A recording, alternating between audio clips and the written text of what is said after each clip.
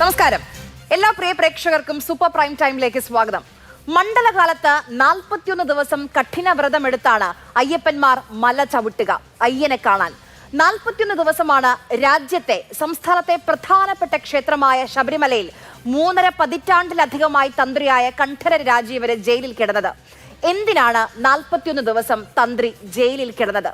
പോറ്റിയെ കയറ്റി, സ്വർണ്ണക്കൊള്ളയ്ക്ക് മൗനാനുവാദം, സാമ്പത്തിക തട്ടിപ്പ്, അനുജ്ഞ, പ്രത്യേക അന്വേഷണ സംഘത്തിന്റെ വാദങ്ങൾ ഇതൊക്കെയായിരുന്നു. ഓരോന്നും എണ്ണി എണ്ണി കൊല്ലം വിജിലൻസ് കോടതി റദ്ദാക്കി. ജാമ്യമാണ്, കുറ്റവിമുക്തിയല്ല. എന്നാലും ആ ജാമ്യം not even an iota of doubt that he's innocent എന്ന് പറഞ്ഞാണ്. നിരപരാധിയാണെന്ന് ഒരു തരിമ്പ് പോലും സംശയമില്ല എന്ന് കോടതി പറയുന്നു. മന്ത്രിയിലേക്ക് എത്താതിരിക്കാൻ തന്ത്രിയെ കുടുക്കിയെന്ന് പ്രതിപക്ഷം ആരോപിക്കുന്നു. യുവതീ പ്രവേശം തടഞ്ഞതിലെ പ്രതികാരമെന്ന് തന്ത്രി പറയുമ്പോൾ എന്താണ് സർക്കാരിന്റെ പ്രതിരോധം? സ്വാഗതം സൂപ്പർ പ്രൈം ടൈമിലേക്ക്. ആരാണ് തന്ത്രിയെ ജയിലിൽ കയറ്റിയത്? നമുക്കൊപ്പം അതിഥിയായി താഴ്മൺ കുടുംബാംഗം രാഹുൽ ഈശ്വർ, ശില്പി മഹേഷ് പണിക്കർ, മുതിർന്ന മാധ്യമ പ്രവർത്തകൻ ടി.കെ. രാജഗോപാൽ, കോൺഗ്രസിൽ നിന്ന് സന്ദീപ് വാര്യർ, CPM-ൽ നിന്ന് D.K. സുരേഷ് കുമാർ എന്നിവരാണ് അതിഥികളായി ചേരുന്നത്. ആദ്യം ശ്രീ സുരേഷ് കുമാർ, 41 ദിവസം എന്തിനാണ് തന്ത്രി കണ്ഠര രാജീവര് ജയിലിൽ കിടന്നത്? നോക്കൂ, ഒരു കേസിൽ ജാമ്യം കിട്ടുന്ന ഒരു പ്രതിയും നാളിതുവരെയായി ജാമ്യം കിട്ടിയതിന് ശേഷം എനിക്ക് കേസിൽ ഞാൻ കുറ്റകൃത്യം കൃത്യമായി ചെയ്തിട്ടുണ്ട് എന്ന് സമർത്ഥിക്കുന്ന നിലയിൽ ഒരു വാക്കും പറഞ്ഞതായി ചരിത്രത്തിലെവിടെയും നമുക്ക് കാണാൻ വേണ്ടി സാധിക്കുകയില്ല. ഇവിടെ അദ്ദേഹം വളരെ കൃത്യമായി ജാമ്യം കിട്ടിയതിന് ശേഷം രാഷ്ട്രീയമായിട്ട് ഇടതുപക്ഷത്തെ അല്ലെങ്കിൽ കേരളത്തിൽ ഇപ്പോൾ ഭരിച്ചുകൊണ്ടിരിക്കുന്ന സർക്കാരിനെതിരായി ചില ആരോപണങ്ങൾ ഉന്നയിക്കുകയാണ്. ആ ആരോപണം വളരെ കാലമായി കേരളത്തിൽ നടന്ന ശബരിമല യുവതീ പ്രവേശനവുമായി ബന്ധപ്പെട്ട് യുവതികളെ അവിടെ ആ പ്രവേശനത്തിൽ അദ്ദേഹം മറ്റൊരു നിലപാട് സ്വീകരിച്ചു. ആ നിലപാടിന് പ്രതികാരമായിട്ടാണ് ഇത്തരത്തിലൊരു അറസ്റ്റ് നടന്നത് എന്ന് വളരെ രാഷ്ട്രീയ പ്രേരിതമായിട്ടുള്ള ഒരു ആരോപണം മുന്നോട്ട് വച്ചിട്ടുണ്ട്. ആ ആരോപണം മുന്നോട്ട് വെക്കുമ്പോൾ തന്നെ അന്നത്തെ BJP-യുടെ സംസ്ഥാന പ്രസിഡന്റ്, പിന്നീട് ഗവർണറായൊക്കെ സേവനമനുഷ്ഠിച്ച ബഹുമാന്യനായ ശ്രീ അഡ്വക്കേറ്റ് P.S. ശ്രീധരൻപിള്ള, അദ്ദേഹത്തിൻ്റെ ഒരു സ്റ്റേറ്റ്മെൻറ്റും വന്നു. ഞാനാണ് അദ്ദേഹത്തിന് ഉപദേശം കൊടുത്തത് എന്നതുമായി ബന്ധപ്പെട്ട്. അത് കഴിഞ്ഞ് ED ഇദ്ദേഹത്തിൻ്റെ അറസ്റ്റ് ചെയ്തിരിക്കുന്ന സന്ദർഭത്തിൽ തന്നെ ഇദ്ദേഹത്തിൻ്റെ വീട് റെയ്ഡ് ചെയ്യുന്നതിന് വേണ്ടിയിട്ടുള്ള തയ്യാറെടുപ്പ് നടത്തുന്നു. അല്ലെങ്കിൽ അറസ്റ്റ് കഴിഞ്ഞ ഉടൻ തന്നെ BJP-യുടെ ആലപ്പുഴ ജില്ലാ പ്രസിഡൻ്റായിട്ടുള്ളയാൾ അദ്ദേഹത്തിൻ്റെ വീട്ടിലേക്ക് മറ്റൊരിടത്തും നമുക്ക് കാണാൻ കഴിയാത്ത വിധത്തിൽ അദ്ദേഹത്തിൻ്റെ വീട് സന്ദർശിക്കുകയും ഒരു പ്രിക്വേഷൻ ആ സന്ദർഭത്തിൽ എടുക്കുകയും ചെയ്തിട്ടുണ്ട്. ഇതെല്ലാം കൂട്ടി വായിക്കുമ്പോൾ ഇടതുപക്ഷത്തെ ഏതെല്ലാം ആയുധം ഉപയോഗിച്ച് ആക്രമിക്കാൻ സാധിക്കുമോ ആ സർവ്വ സന്നാഹങ്ങളും എടുത്ത് ഇടതുപക്ഷത്തെ ആക്രമിക്കുന്നതിന് വേണ്ടിയിട്ടുള്ള ഒരു നിലപാടായിട്ട് വേണം നമുക്കിതിനെ കരുതാൻ. അതായത് രാഷ്ട്രീയ ആരോപണമാണ് ഇപ്പോൾ തന്ത്രി ഉന്നയിക്കുന്നതെന്നാണ് താങ്കൾ പറയുന്നത്. ഇന്ന് ഈ തന്ത്രിയുടെ വാദം, ഇതിനുശേഷം തന്ത്രി മാധ്യമങ്ങളോട് സംസാരിച്ചിട്ടില്ല, കാരണം അത് ജാമ്യം കിട്ടാനുള്ള ഒരു ഉപാധിയിലുണ്ട്. പക്ഷേ പ്രധാന വാദമായി 2 കാര്യങ്ങളാണ് തന്ത്രി പറഞ്ഞത് കോടതിയിൽ. ഒന്ന്, യുവതീ പ്രവേശനം തടഞ്ഞു, സർക്കാർ അതിന് ശ്രമിച്ചു, അതിനെതിരെ താൻ നിന്നു. 2, ശബരിമല നട ചില കാലയളവിൽ മാത്രമല്ല എന്നും തുറക്കണമെന്നൊരു ആലോചനയുണ്ടായിരുന്നു, അതിനെയും താൻ എതിർത്തു. അതിനുള്ള പ്രതികാരം ആണ് ഈ അറസ്റ്റ്, ഈ ശബരിമല സ്വർണ്ണക്കൊള്ളയ്ക്ക് പിന്നിൽ എന്നാണ് പറഞ്ഞത്. ഈ നടയടച്ച കാര്യം അത് നടന്ന കാര്യമാണ്. ഇന്നത്തെ മുഖ്യമന്ത്രിയായ പിണറായി വിജയൻ ആ വിഷയത്തിൽ പറഞ്ഞ കാര്യം ഒന്ന് കേൾക്കാം. ശബരിമല കയറാൻ സന്നദ്ധരാകുന്ന ഏത് സ്ത്രീകൾക്കും സുരക്ഷ ഒരുക്കുക, ഇത് സർക്കാരിന്റെ ഉത്തരവാദിത്വമാണ്. സുപ്രീം കോടതിയുടെ ഭരണഘടനാ ബെഞ്ചിന്റെ വിധിയെ അട്ടിമറിക്കാൻ തന്ത്രിമാരും പരികർമ്മികളും ചെയ്ത കാര്യങ്ങൾ, അതായത് യുവതീ പ്രവേശനം, ഈ 2 കാര്യങ്ങളും നടന്ന കാര്യമാണ്. അതിലാണ് ഇപ്പോൾ രാഷ്ട്രീയ ആരോപണം എന്ന് താങ്കൾ പറയുന്നത് ഉന്നയിക്കാം. പക്ഷെ അതിലെ പ്രശ്നം അതല്ല. നമുക്ക് ഇത്ര കാലമായി പ്രത്യേക അന്വേഷണ സംഘം ഇതുമായി ബന്ധപ്പെട്ട അന്വേഷണം ആരംഭിച്ചിട്ട് കൊല്ലം വിജിലൻസ് കോടതി SIT മുന്നോട്ട് 3 റിപ്പോർട്ടുകൾ നൽകി. ഒന്നല്ല, 3 റിപ്പോർട്ടുകൾ. ഈ ബെയിലിനെ എതിർത്തുകൊണ്ട് 3 റിപ്പോർട്ടുകൾ SIT നൽകി. പക്ഷെ അതിലെ എല്ലാ വാദങ്ങളും തീർത്തും ഖണ്ഡിക്കുകയാണ്. സാമ്പത്തിക ആരോപണം, അതിനെ ഖണ്ഡിക്കുന്നു. പോറ്റിയെ കയറ്റി, ആ കാലയളവിൽ ബന്ധമില്ല, അങ്ങനെ എല്ലാ കാര്യങ്ങൾക്കും. അപ്പം ഒരു തരത്തിലും ഒരു തരിമ്പ് പോലും തെളിവ് ഹാജരാക്കാൻ SITക്ക് എന്തുകൊണ്ടാണ് കഴിയാതെ പോയത്? അല്ല, അത് നമുക്കെല്ലാവർക്കും അറിയാവുന്നതും നിരവധി തവണ നമ്മൾ ചർച്ച ചെയ്തിട്ടുള്ളതുമായിട്ടുള്ള കാര്യമാണ്. ഇതിൻ്റെ ശാസ്ത്രീയമായ തെളിവുകൾ സംഘടിപ്പിക്കുന്നതിന് വേണ്ടി SIT ഇപ്പോഴും അതിൻ്റെ പ്രവർത്തനങ്ങൾ നടത്തിക്കൊണ്ടിരിക്കുകയാണ്. ഇപ്പോൾ VSSയുമായി ബന്ധപ്പെട്ട് മാതൃഭൂമി തന്നെ പല ഘട്ടങ്ങളിൽ ബന്ധപ്പെടുത്തി വന്ന വാർത്തകൾ നമുക്കിതിനോട് ചേർത്ത് വായിക്കേണ്ടുന്ന കാര്യങ്ങളാണ്. ഒരു അശാസ്ത്രീയമായ തെളിവുകളാണ് കോടതിയിൽ ഹാജരാക്കുന്നതെങ്കിൽ ഈ കേസ് തന്നെ പൂർണ്ണമായും ദുർബലപ്പെട്ടു പോകാൻ സാധ്യതയുണ്ട്. അല്ല, അശാസ്ത്രീയമായ തെളിവുകൾ ഹാജരാക്കേണ്ട, ശാസ്ത്രീയമായ തെളിവുകൾ ഹാജരാക്കാമല്ലോ. അതെ, ശാസ്ത്രീയമായ തെളിവുകളുടെ ചില അഭാവം ഇക്കാര്യത്തിൽ ഉണ്ടായിട്ടുണ്ട് എന്നുള്ളത് ഫാക്റ്റാണ്. നമുക്കെല്ലാവർക്കും അറിയാവുന്ന കാര്യമാണ്. VSSയുമായി ബന്ധപ്പെട്ട ആ വാർത്ത എനിക്ക് തോന്നുന്നു നിരവധി തവണ മാതൃഭൂമി അടക്കം സംപ്രേഷണം ചെയ്തിട്ടുള്ളതാണ്.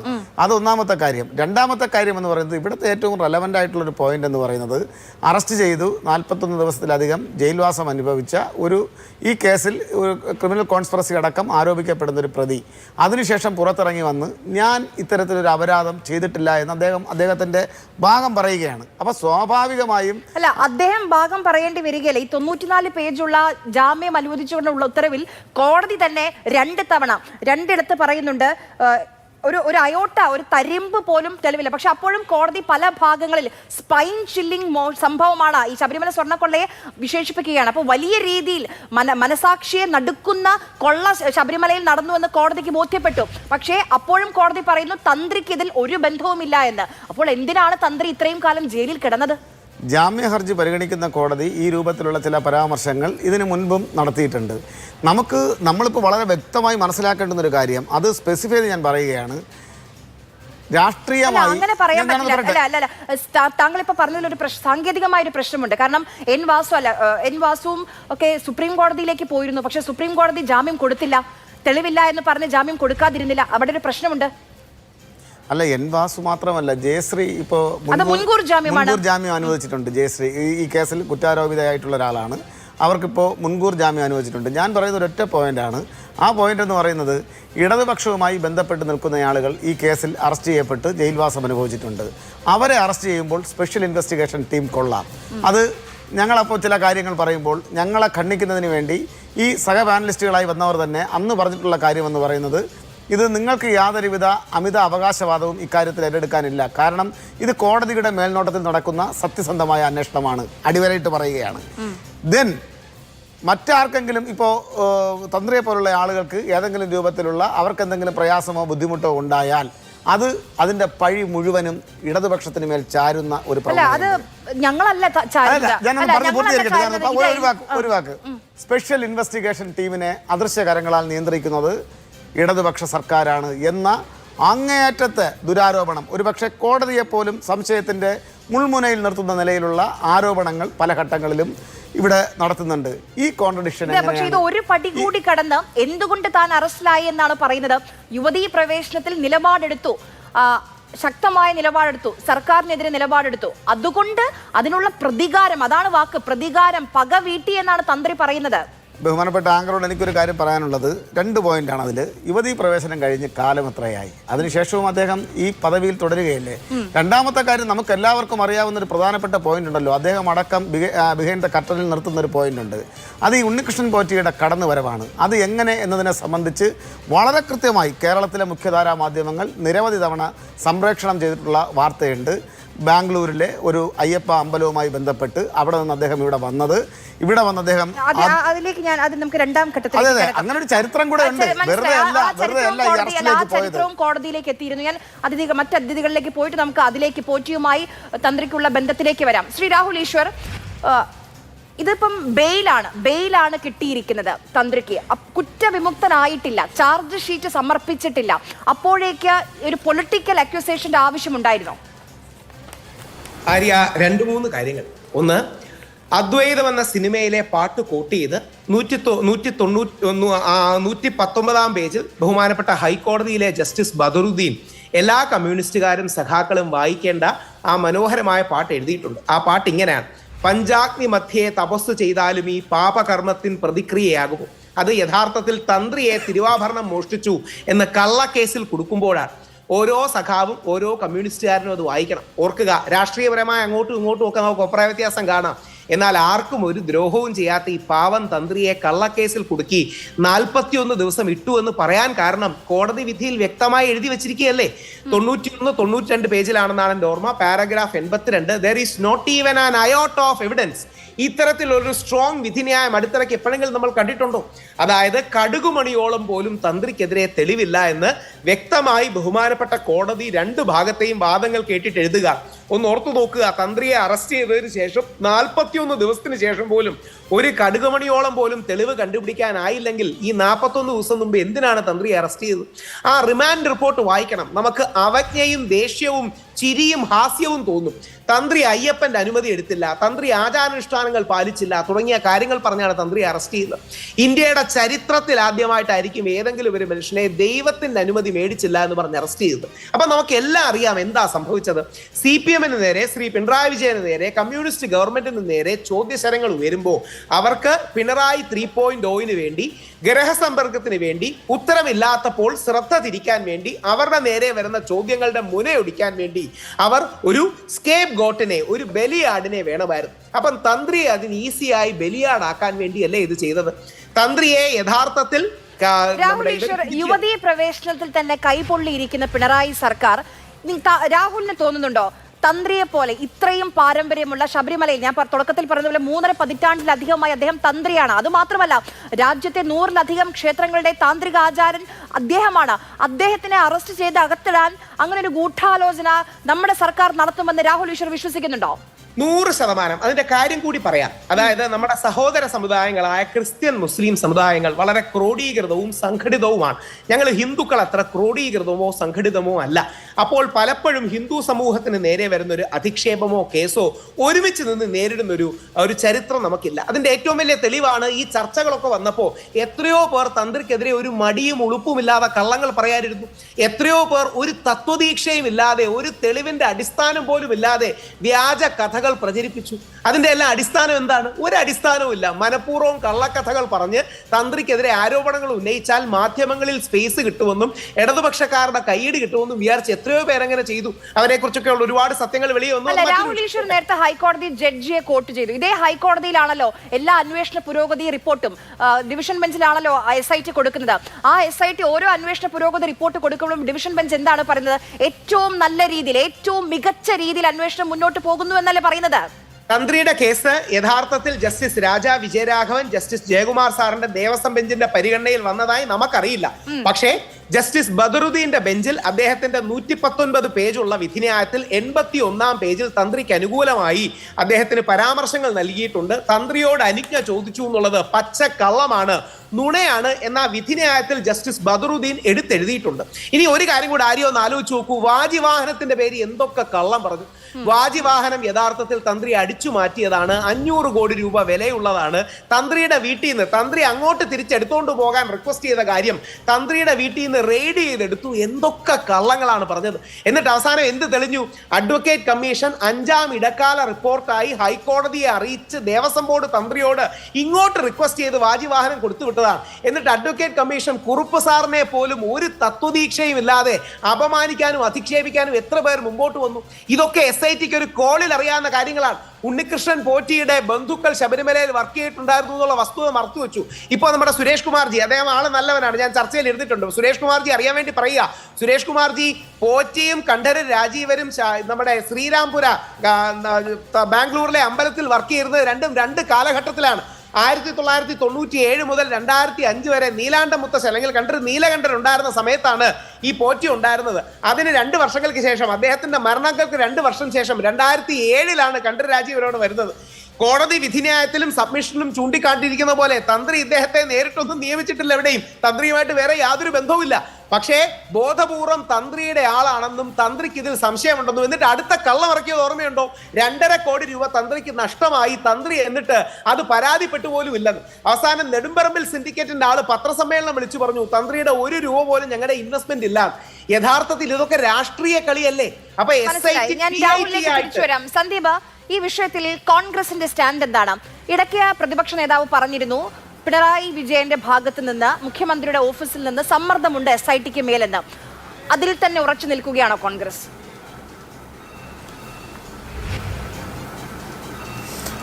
നോക്കൂ, ഈ വിഷയത്തിൽ തന്ത്രിയുടെ ജാമ്യാപേക്ഷ പരിഗണിച്ചുകൊണ്ട് കോടതി നടത്തിയിട്ടുള്ള ഉത്തരവിലെ പരാമർശങ്ങൾ, അതായത് തന്ത്രിയെ അറസ്റ്റ് ചെയ്യാൻ തെളിവിൻ്റെ ഒരു കണിക പോലും ഉണ്ടായിരുന്നില്ല എന്ന് ഒരുപക്ഷെ സാധാരണഗതിയിൽ ജാമ്യാപേക്ഷയുടെ ഉത്തരവിൽ കോടതികൾ നിരീക്ഷിക്കാറില്ലാത്തതുപോലെ പറയാറില്ലാത്തതുപോലെയുള്ള വളരെ വളരെ കൃത്യമായിട്ടുള്ള ഒരു നിലപാട് ഇക്കാര്യത്തിൽ കോടതി പറഞ്ഞിരിക്കുകയാണ്.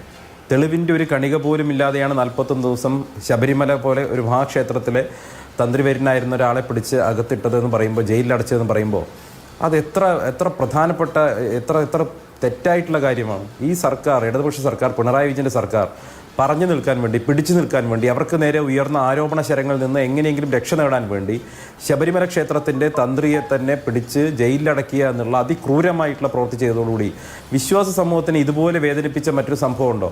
വിശ്വാസികൾക്ക് മുന്നിൽ തന്ത്രിയെ അവർ ശബരിമല ദേവൻ്റെ പിതൃതുല്യനായി കാണുന്ന തന്ത്രിയെ മോശക്കാരനാക്കി ചിത്രീകരിക്കാൻ നടത്തിയിട്ടുള്ള നെറികെട്ട നീക്കം അതിപ്പോൾ ജനങ്ങൾക്ക് മുന്നിൽ ഒഴിവാക്കപ്പെട്ടിരിക്കുകയല്ലേ?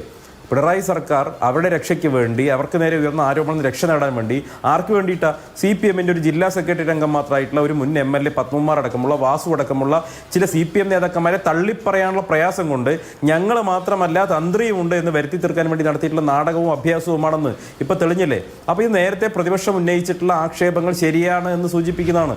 നേരത്തെ പ്രതിപക്ഷം പറഞ്ഞല്ലോ, ഈ അന്വേഷണം നടക്കുന്നത് ഹൈക്കോടതിയുടെ മേൽനോട്ടത്തിലാണെങ്കിൽ പോലും മുഖ്യമന്ത്രിയുടെ ഓഫീസിൻ്റെ കനത്ത സമ്മർദ്ദം ഈ അന്വേഷണ സംഘത്തിന് മേലുണ്ട് എന്ന് പ്രതിപക്ഷ നേതാവ് ഉൾപ്പെടെയുള്ളവർ നടത്തിയിട്ടുള്ള ആക്ഷേപങ്ങളെ ശരിവയ്ക്കുന്ന വിധിയാണ് പുറത്തു വന്നിട്ടുള്ളത്. അതല്ലെങ്കിൽ തെളിവിൻ്റെ ഒരു കണിക പോലും ഇല്ലാത്തൊരു സംഭവത്തിൽ ശബരിമല തന്ത്രിയെ പോലും പിടിച്ച് ജയിലിടാൻ ഈ CPM കാണിച്ചിട്ടുള്ള, മുഖ്യമന്ത്രി പിണറായി വിജയൻ കാണിച്ചിട്ടുള്ള ഈ ധൈര്യം ഉണ്ടല്ലോ, അത് എന്തിനു വേണ്ടിയിട്ടാണ്? അത് രക്ഷയ്ക്ക് വേണ്ടിയിട്ടാണ്. ഉയർന്ന ആരോപണങ്ങളിൽ നിന്ന് ഗൃഹസമ്പർക്കത്തിന് വേണ്ടി CPM-ൻ്റെ അണികൾ പോകുമ്പോൾ എങ്ങനെയെങ്കിലും രക്ഷപ്പെടാൻ വേണ്ടി നടത്തിയിട്ടുള്ള ഒരു നാടകം മാത്രമായിരുന്നു ഇത്. ഇത് വാസ്തവത്തിൽ ലക്ഷോപലക്ഷം വരുന്ന അയ്യപ്പ ഭക്തരെ, ശബരിമല വിശ്വാസികളെ അങ്ങേയറ്റം വേദനിപ്പിക്കുന്ന നടപടിയായി പോയി. ഇതിനേക്കാൾ വലിയൊരു ചതി പ്രധാനമായും തന്ത്രിക്കെതിരെ SIT പറയുന്നത് സാക്ഷിമൊഴികളുണ്ടെന്ന്. ആരാണ് സാക്ഷികൾ, എന്താണ് ആ സാക്ഷികളുടെ മൊഴി നമുക്കറിയില്ല. അത് ദേവസ്വം ബെഞ്ചിന് മാത്രമേ അറിയുള്ളൂ. അത് മാത്രമല്ല, ചാർജ് ഷീറ്റ് കൊടുത്തിട്ടില്ല. എന്താണ് ചാർജ്, തന്ത്രിക്കെതിരായ ചാർജ് നമുക്കറിയില്ല. ഇൻ ഡെപ്ത് ആയിട്ട് ഈ കേസിന്റെ മെറിറ്റിലേക്ക് കൊല്ലം വിജിലൻസ് കോടതി പോയിട്ടില്ല. അന്വേഷണത്തിന്റെ പ്രധാന ഘട്ടത്തിൽ എന്താണ് തെളിവുകൾ? ഇപ്പോൾ ഈ പോറ്റിയെ കയറ്റി എന്നുള്ളതാണ്. പോറ്റിയുമായി അടുത്ത ബന്ധമുണ്ടെന്നാണ് SIT ആവർത്തിച്ച് പറയുന്നത്. 3 റിപ്പോർട്ടിലും പറയുന്നു. ഒരുപക്ഷെ ഫോൺ കോൾ രേഖകളാണെങ്കിൽ അത് കൊടുക്കാൻ കഴിയില്ല ഈ ഘട്ടത്തിൽ SITക്ക്. അങ്ങനെ ഒരു ലൂപ്പ് ഹോൾ ഇല്ല. ഇതൊരു ബെയിൽ ഓർഡറായി നമുക്ക് കണക്കാക്കിക്കൂടെ?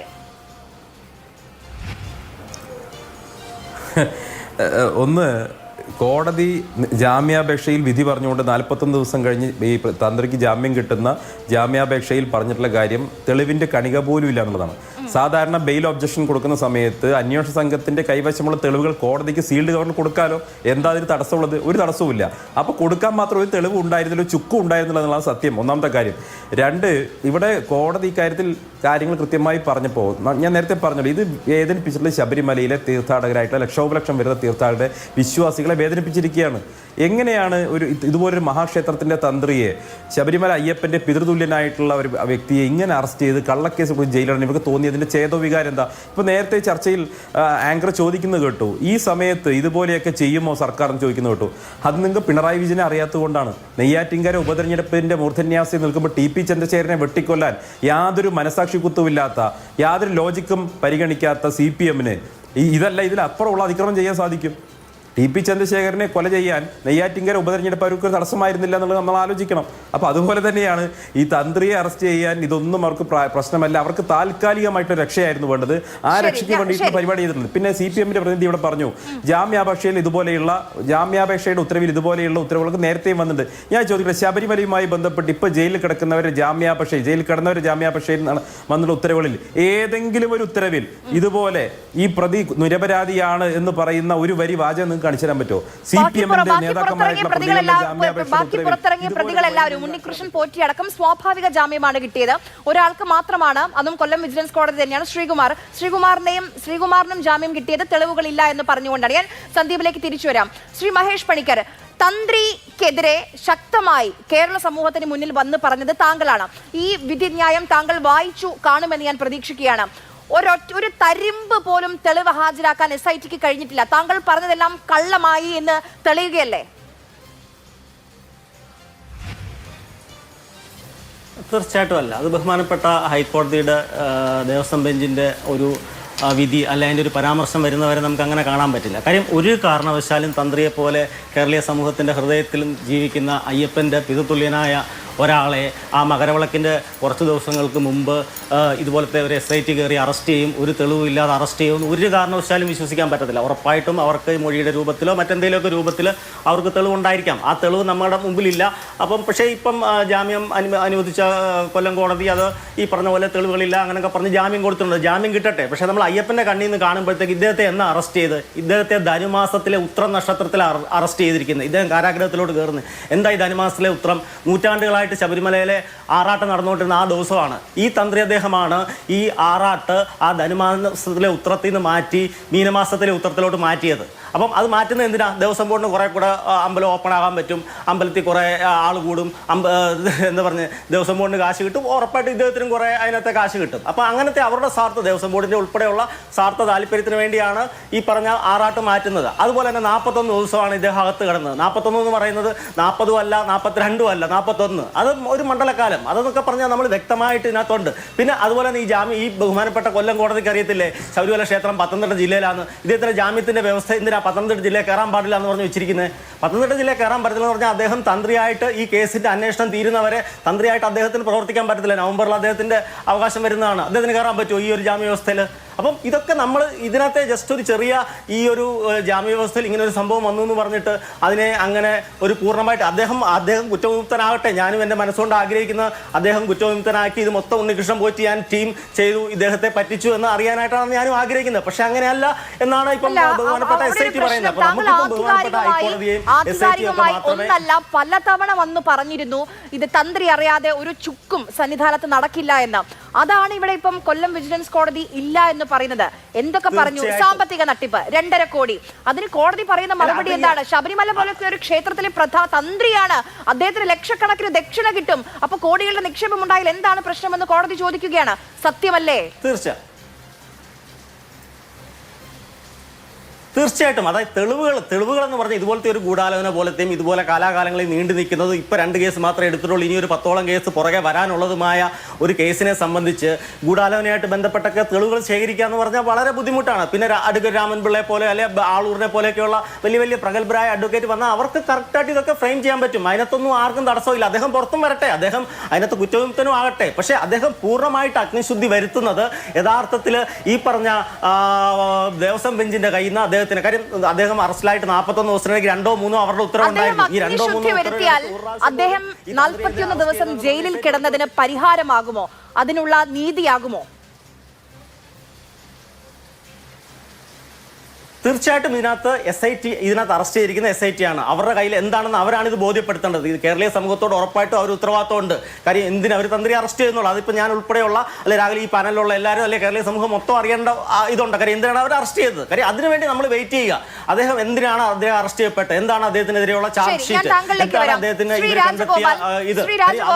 ഇതിപ്പം കേരളം മുഴുവൻ ശബരിമലയിൽ എന്ത് നടന്നു?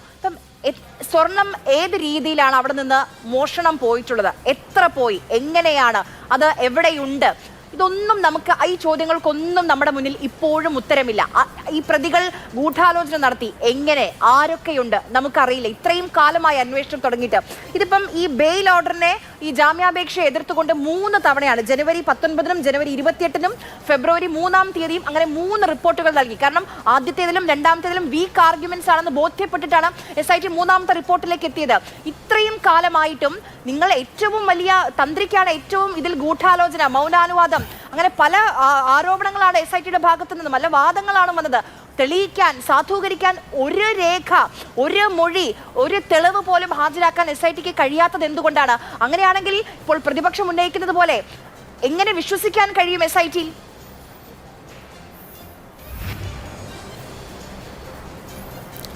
അതാണ് ആര്യ, ഈ ഒരു ശബരിമല സ്വർണ്ണക്കൊള്ള കേസിൽ ആദ്യം വന്ന പാട്ട് പോലെ പോറ്റിയെ കേറ്റിയെ എന്നുള്ള പാട്ടിന് പകരം ഇനി ഒരു പക്ഷെങ്കിൽ തന്ത്രിയെ ജയിലിൽ കയറ്റിയെ, അല്ലെങ്കിൽ അത് ആര് കയറ്റിയെ, എന്തിന് കയറ്റി, അങ്ങനെയൊക്കെയുള്ള പാട്ടുകൾ വരുമായിരിക്കും. ഈ വിഷയം രാഷ്ട്രീയത്തിലേക്ക് തെന്നിപ്പോകുന്നു എന്നാണ് എനിക്ക് തോന്നുന്നത് ഈ വിഷയത്തിൽ. കാരണം ഇന്ന് NSSൻ്റെ ജനറൽ സെക്രട്ടറി ആദ്യം ഈ സമയത്ത് ശബരിമലയിൽ യുവതി പ്രവേശന സമയത്ത് അതിശക്തമായിട്ട് എതിർത്ത സംഘടനയായിരുന്നു, സമുദായ സംഘടനയായിരുന്നത്. അദ്ദേഹം കൃത്യമായിട്ട് പറയുന്നുണ്ട്, നിങ്ങൾ ചോദിക്കുന്ന സമയത്ത് നിങ്ങളോട് പറയുന്നുണ്ടായിരുന്നല്ലോ, ഇത് എനിക്കിതിനെക്കുറിച്ച് പ്രത്യേകിച്ച് അഭിപ്രായങ്ങളൊന്നുമില്ല, ഇത് രാഷ്ട്രീയത്തിന് എന്താ അങ്ങനെ എല്ലാവരും കൂടെ കുത്തിമറിച്ചുകൊണ്ട് പോകാൻ ശ്രമിക്കരുതെന്നാണ് അദ്ദേഹം പറഞ്ഞത്. അങ്ങനെയാണ് അദ്ദേഹത്തിൻ്റെ ഒരു വാക്ക് വന്നിരിക്കുന്നത്. ആദ്യം സ്വർണം കണ്ടെത്തട്ടെ, സ്വർണം കണ്ടെത്തെ അന്വേഷണം ശരിയായ രീതിയിൽ പോകട്ടെ എന്നൊക്കെയാണ് അദ്ദേഹം പറഞ്ഞത്. അപ്പോൾ നമ്മൾ ആ ഒരു അടിസ്ഥാനത്തിൽ വേണം ഇത് രാഷ്ട്രീയത്തിന്റെ ചായ്വിലേക്ക് പോകട്ടെ. ബി.ജെ.പിയുടെ സംസ്ഥാന അധ്യക്ഷൻ ഇന്ന് അത് രാഷ്ട്രീയ ലെവലിലേക്ക് യുവതീ പ്രവേശം തടഞ്ഞതിലെ പ്രതികാരം എന്ന് തന്ത്രി പറയുമ്പോൾ ഇത് പൊളിറ്റിക്കലായി കഴിഞ്ഞു.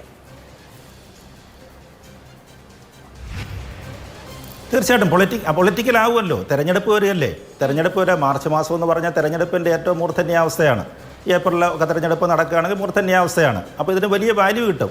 കഴിഞ്ഞ പ്രാവശ്യം പിന്നെ UDF LDF പ്രതിരോധത്തിലാവില്ല, പോറ്റിയെ കയറ്റി എന്നുള്ള പ്രതിരോധത്തിലായതുപോലെ ഒരു മറുവാദം വരുന്നെന്നുള്ളതാണ്. അങ്ങനെ ഇതിനെ കണ്ടാൽ മതി എന്നാണ് തോന്നുന്നത്. മുമ്പേ പറഞ്ഞതുപോലെ ഇതൊരു ജാമ്യമാണ്. ആര്യം മുമ്പേ 2-3 ഉദാഹരണങ്ങൾ എടുത്ത് പറയുന്നുണ്ടായിരുന്നു. സ്വർണ്ണം എവിടെ, പ്രതികളെല്ലാം കണ്ടിട്ടുണ്ടോ, SITയുടെ എന്തെല്ലാം തെളിവുണ്ട്, ഇതൊന്നും ഇതേപോലെ തന്നെയാണ് ഈ ജാമ്യത്തിൻ്റെ അവസ്ഥയിലും വന്നിരിക്കുന്നത്. നമുക്കറിഞ്ഞുകൂടാ SIT എന്തൊക്കെയാണ് തെളിവുകൾ എടുത്തിരിക്കുന്നത് എന്നുള്ളൊരു കാര്യത്തെക്കുറിച്ച് നമുക്കൊന്നും അറിഞ്ഞുകൂടാ. സന്ദീപ് പറഞ്ഞതുപോലെ കൃത്യമായി കണ്ടീഷണൽ ജയിലാണ്, വളരെ കണ്ടീഷണൽ തെളിവുകൾ നൽകാമായിരുന്നില്ലേ? അത് SIT ആണ് തീരുമാനിക്കുന്നത്. അതായത് അവരെ സംബന്ധിച്ചിടത്തോളം രഹസ്യമായിട്ട് സൂക്ഷിക്കേണ്ട ഡോക്യുമെന്റ്സ് ഉണ്ടാകാം. പിന്നെ 41 ദിവസം ആര്യ സൂചിപ്പിച്ചിരുന്നില്ല, ഒരു മണ്ഡലക്കാല അദ്ദേഹത്തെ അവിടെ ഇട്ടിരുന്നു. അദ്ദേഹം ഒരു ബോൺ ക്രിമിനലൊന്നുമല്ല.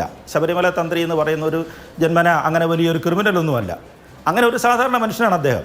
അദ്ദേഹത്തെ 41 ദിവസം ചോദ്യം ചെയ്ത് കഴിഞ്ഞപ്പോൾ 41 ദിവസം വേണ്ടി വരത്തില്ലെന്നാണ് എനിക്ക് തോന്നുന്നത്. നമ്മളെപ്പോലെ സാധാരണ മനുഷ്യരെയൊക്കെ ചോദ്യം ചെയ്ത് കഴിയുമ്പോൾ കുറച്ച് ദിവസം കഴിയുമ്പോൾ നമ്മൾ പറയും, ഇതൊക്കെയാണ് എൻ്റെ റോള്, എനിക്ക് ഇത്രയേ ഉള്ളൂ റോൾ, ഇതിനകത്ത് പങ്കാളിത്തമുള്ളതെന്ന് പറയും. അതെടുത്ത് കാണും, SIT മൊഴികൾ എടുത്ത് കാണുമെന്നല്ലേ, അങ്ങനെയല്ലേ നമ്മൾ വിശ്വസിക്കേണ്ടത്. കേരള പോലീസിലെ നല്ല മിടുക്കരായ ഉദ്യോഗസ്ഥന്മാരാണ് ചോദ്യം ചെയ്യുന്നത്. അതിനകത്തിൽ നിന്ന് നല്ലതും ചീത്ത അദ്ദേഹം പറഞ്ഞതിലെ തെറ്റും ശരിയും അവർക്ക് വിധിച്ചെടുക്കാൻ തീർച്ചയായിട്ടും സാധിക്കും. അതിൻ്റെ അടിസ്ഥാനത്തിലായിരിക്കും അവർ റിപ്പോർട്ട് തയ്യാറാക്കിയിരിക്കുന്നത്. അപ്പോൾ അതുകൊണ്ട് റിപ്പോർട്ടൊന്നും കാണാത്തിടത്തോളം കാര്യം നമുക്ക് ഇതിനെക്കുറിച്ച് ഒന്നും പറയാനൊക്കത്തില്ല. ഉണ്ണികൃഷ്ണൻ പോറ്റിക്ക് കൊടുത്തിരിക്കുന്ന അതേ കണ്ടീഷൻസ് ആണ് തന്ത്രിക്കും ആപ്ലിക്കബിൾ ആക്കിയിരിക്കുന്നത് അല്ലേ? അങ്ങനെയാണ് വന്നിരിക്കുന്നത്. 2 ആഴ്ചയിൽ 2 ദിവസം കോടതി പോലീസ് ഇവിടെ ഹാജരാകണം, അത് പത്തനംതിട്ട ജില്ലയിൽ പ്രവേശിക്കരുത്, മറ്റാരോട് ഇതിന് ഇത്തരം കാര്യങ്ങളെക്കുറിച്ചുള്ള വിവരങ്ങൾ വെളിപ്പെടുത്തരുത്, അങ്ങനെ പല കാര്യങ്ങളുമുണ്ട്. അപ്പോൾ അതുകൊണ്ട് നമുക്ക് SITയുടെ മുമ്പ് ഈ കോടതിയുടെ മുമ്പാകെ കേസ് ഫൈനൽ സ്റ്റേജിൽ ട്രയൽ സ്റ്റേജിൽ വരുമ്പോഴേ നമുക്കിതിന്റെ വിവരങ്ങൾ പുറത്തു വരുന്നുള്ളതാണ്. ശ്രീ സുരേഷ് കുമാർ, യുവതീ പ്രവേശം വീണ്ടും കേരളത്തിൽ ചർച്ചയാവുകയാണ്. തെരഞ്ഞെടുപ്പ് കാലമാണ്. അതിന് തന്നെ കൃത്യമായ മറുപടി ഇപ്പോഴും വന്നിട്ടില്ല. എന്ത് സുപ്രീം കോടതിയിൽ നൽകുമെന്ന് സർക്കാർ തീരുമാനിക്കുന്നതേയുള്ളൂ. അതിന്റെ ഇടയ്ക്കാണിതാ ഇപ്പോൾ അതിനേക്കാളും വലിയൊരു തീവെട്ടായിട്ട് തന്ത്രിയുടെ ആരോപണം അല്ലെങ്കിൽ തന്ത്രി കോടതിയിൽ ഉന്നയിച്ച വാദം വരുന്നത്. ഇതിനൊക്കെ സർക്കാർ എന്ത് മറുപടി നൽകും, എങ്ങനെ പ്രതിരോധിക്കും? അല്ല, അതിനു മുൻപ് ഞാനതിന് കൃത്യമായി മറുപടി പറയാം. അതിനു മുൻപ് ബഹുമാനപ്പെട്ട കോൺഗ്രസിൻ്റെ പ്രതിനിധിയും അതുപോലെ തന്നെ ശ്രീ രാഹുൽ ഈശ്വറും പറഞ്ഞ ചില കാര്യങ്ങളുണ്ട്. അതിനകത്ത് ചില രാഷ്ട്രീയ ആരോപണങ്ങൾ കൂടെയുണ്ട് ഇടതുപക്ഷത്തിനെതിരായി. അതിന് മറുപടി പറയാൻ ഞാൻ ബാധ്യസ്ഥനാണ്. ഒന്ന്, ശ്രീ രാഹുൽ ഈശ്വറുടെ സൂചിപ്പിച്ച അനുജ്ഞ കൊടുത്തില്ല എന്നതാണ് ഏറ്റവും മഹാ അപരാധമായി ചിത്രീകരിച്ച് ബഹുമാന്യനായ തന്ത്രിയെ ജയിൽവാസത്തിലേക്ക് കടക്കുന്ന നിലയിലേക്ക് ഈ കാര്യങ്ങൾ കൊണ്ടുപോയത് എന്നാണ് അദ്ദേഹം ഒരു ആരോപണം ഉന്നയിച്ചത്. എന്നാൽ അങ്ങനെയല്ല. കൃത്യമായ അന്വേഷണം ബഹുമാനപ്പെട്ട ദേവസ്വം ബെഞ്ചിൻ്റെ നേതൃത്വത്തിൽ സ്പെഷ്യൽ ഇൻവെസ്റ്റിഗേഷൻ ടീം നടത്തി നിരവധി തവണ ഈ കാര്യങ്ങളിൽ പലരെയും കണക്ട് ചെയ്ത് ചോദ്യം ചെയ്ത് ആ ചോദ്യത്തിന് ഉത്തരമായിട്ടാണ് തന്ത്രി അറസ്റ്റ് ചെയ്യപ്പെടുന്നത്. 120B ക്രിമിനൽ കോൺസ്പിറസി അടക്കമുള്ള കുറ്റങ്ങൾ ചുമത്തി, ആരോപണങ്ങൾ ചുമത്തിയാണ് അദ്ദേഹം ജയിൽവാസം അനുഭവിക്കേണ്ടതായി വന്നിട്ടുള്ളത്. ഇത് വളരെ ബോധപൂർവം പിണറായിയിലേക്ക് കണക്ട് ചെയ്യാൻ ബോധപൂർവം ശ്രമിക്കുകയാണ്. നിർഭാഗ്യവശാൽ ശ്രീ രാഹുൽ ഈശ്വറിൻ്റെ ഭാഗത്തു നിന്നും ഉണ്ടായി, ബോധപൂർവം കോൺഗ്രസിൻ്റെ പ്രതിനിധി ശ്രീ സന്ദീപ് വാര്യരുടെ ഭാഗത്തു നിന്നും ഇതുണ്ടായി. നമ്മൾ മനസ്സിലാക്കേണ്ടത് ഒരു കാര്യം, തന്ത്രി പറഞ്ഞു അവരെ വിട്ടേക്ക്, തന്ത്രി അല്ലല്ല, അതെ, അത് ഞാൻ അതിലേക്ക് വരാം. നമ്മളിതിൽ മനസ്സിലാക്കേണ്ടതൊരു കാര്യം, ഇടതുപക്ഷത്തെ ഈ പറഞ്ഞ മേൽ സൂചിപ്പിച്ച ആളുകളെ അറസ്റ്റ് ചെയ്യുമ്പോഴും അവർ ജയിൽവാസം അനുഭവിക്കുമ്പോഴും ഈ കേസിൻ്റെ മേൽനോട്ടം വഹിച്ചിരുന്നത് ജസ്റ്റിസ് V. രാജാ വിജയരാഘവനും അതുപോലെ തന്നെ ബഹുമാന്യനായിട്ടുള്ള ശ്രീ KV ജയകുമാർ സാറുമാണ്. അവർ തന്നെയാണ് ഈ കേസിന് ആദ്യ അവസാനം ഈ സന്ദർഭത്തിൽ വരെ അന്നു മുതൽ ഇന്ന് വരെ ഇതിന് മേൽനോട്ടം വഹിച്ചുകൊണ്ടിരിക്കുന്നത്, സീൽഡ് കവറിൽ ഈ റിപ്പോർട്ട് വായിക്കുന്നത്, ഇതിന് മേൽ ഉത്തരവുകൾ, നടപടിക്രമങ്ങൾ എങ്ങനെ നീങ്ങണം എന്നതിനെ സംബന്ധിച്ചുള്ള കൃത്യമായ സജഷൻസ്. അല്ല, അവിടെ ഒരു പ്രശ്നമുണ്ട്. ഇപ്പൊ തന്ത്രി പറയുന്ന ഒരു കാര്യം, ഇതിപ്പോ അന്വേഷണം തുടങ്ങി ആദ്യ ഘട്ടത്തിലൊന്നും FIR ഇട്ട ഘട്ടത്തിലൊന്നും തന്ത്രിയുടെ പേരേ കേട്ടിരുന്നില്ല. പിന്നീട് ഡിസംബർ തദ്ദേശ തെരഞ്ഞെടുപ്പിന്റെ സമയത്ത് കോടതി പറഞ്ഞിരുന്നു, എന്താണ് നിങ്ങൾ വൻ സ്രാവുകളിലേക്ക് പോവാത്തതെന്ന് ചോദിച്ചു. പിന്നെയാണ് ഈ തന്ത്രിയുടെ അറസ്റ്റിലേക്ക് വരുന്നത്. Point number 1. അത് മാത്രമല്ല, ദേവസ്വം ബോർഡിന്റെ കീഴിലുള്ള ചീഫ് വിജിലൻസ് സെക്യൂരിറ്റി ഓഫീസർ അന്വേഷിച്ച് റിപ്പോർട്ട് കൊടുത്തിരുന്നു. അതിലും തന്ത്രിയുടെ പേരില്ല. അപ്പോൾ ദേവസ്വം വകുപ്പിന് കീഴിലുള്ള ഈ ചീഫ് വിജിലൻസ് ഉദ്യോഗസ്ഥൻ പരിശോധിച്ചപ്പോൾ എന്തുകൊണ്ട് തന്ത്രിയുടെ പങ്ക് കണ്ടെത്താൻ കഴിഞ്ഞില്ല? ഒരു കേസും അതിൻ്റെ അവസാനമല്ല ആദ്യം കണ്ടുപിടിക്കുന്നത്. ആദ്യ ദിവസങ്ങളിൽ പ്രാരംഭമായ ചോദ്യം ചെയ്യലുകൾ നടത്തി അവിടെ നിന്നാണ് ഓരോ ഘട്ടം ഘട്ടമായി ദേവസ്വം ബോർഡിലെ ഈ വിഷയങ്ങളെ സംബന്ധിച്ച്, ഈ ശബരിമലയുമായി ബന്ധപ്പെട്ട് സ്വർണ്ണക്കൊള്ളയും ഇപ്പോഴെന്താണ് അതിനോടനുബന്ധിച്ച് വളരെ കൃത്യമായിട്ടുള്ള മറ്റ് കേസുകളിലേക്ക് വരെ ഈ അന്വേഷണ സംഘത്തിന് പോവേണ്ടതായി വന്നു.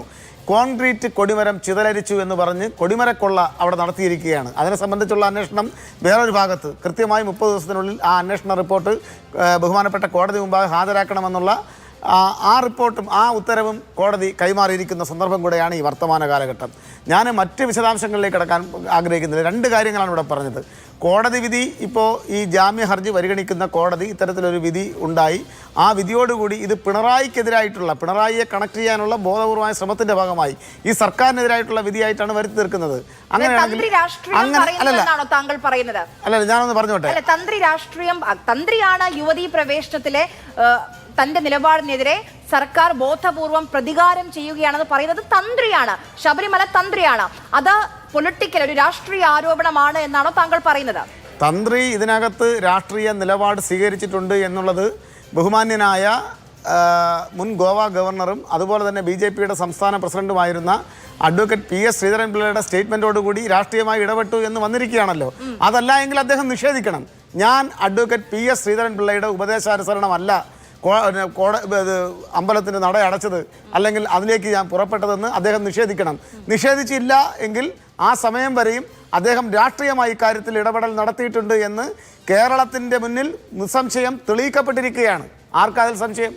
അതുകൊണ്ടാണല്ലോ ഇത്തരത്തിലൊരു രാഷ്ട്രീയ ആരോപണം. ഞാൻ പറഞ്ഞ രാഷ്ട്രീയ ഉപദേശം കിട്ടിയിട്ടാണ് നട അടയ്ക്കാൻ യുവതീ പ്രവേശനം മനസ്സിലായി, പൊളിറ്റിക്കൽ സ്റ്റേറ്റ് മനസ്സിലായി. അന്ന് നട അടയ്ക്കാനും അത് കഴിഞ്ഞ് ശുദ്ധി വരുത്താനും തന്ത്രി തീരുമാനിച്ചത് എന്നുള്ളതാണ്.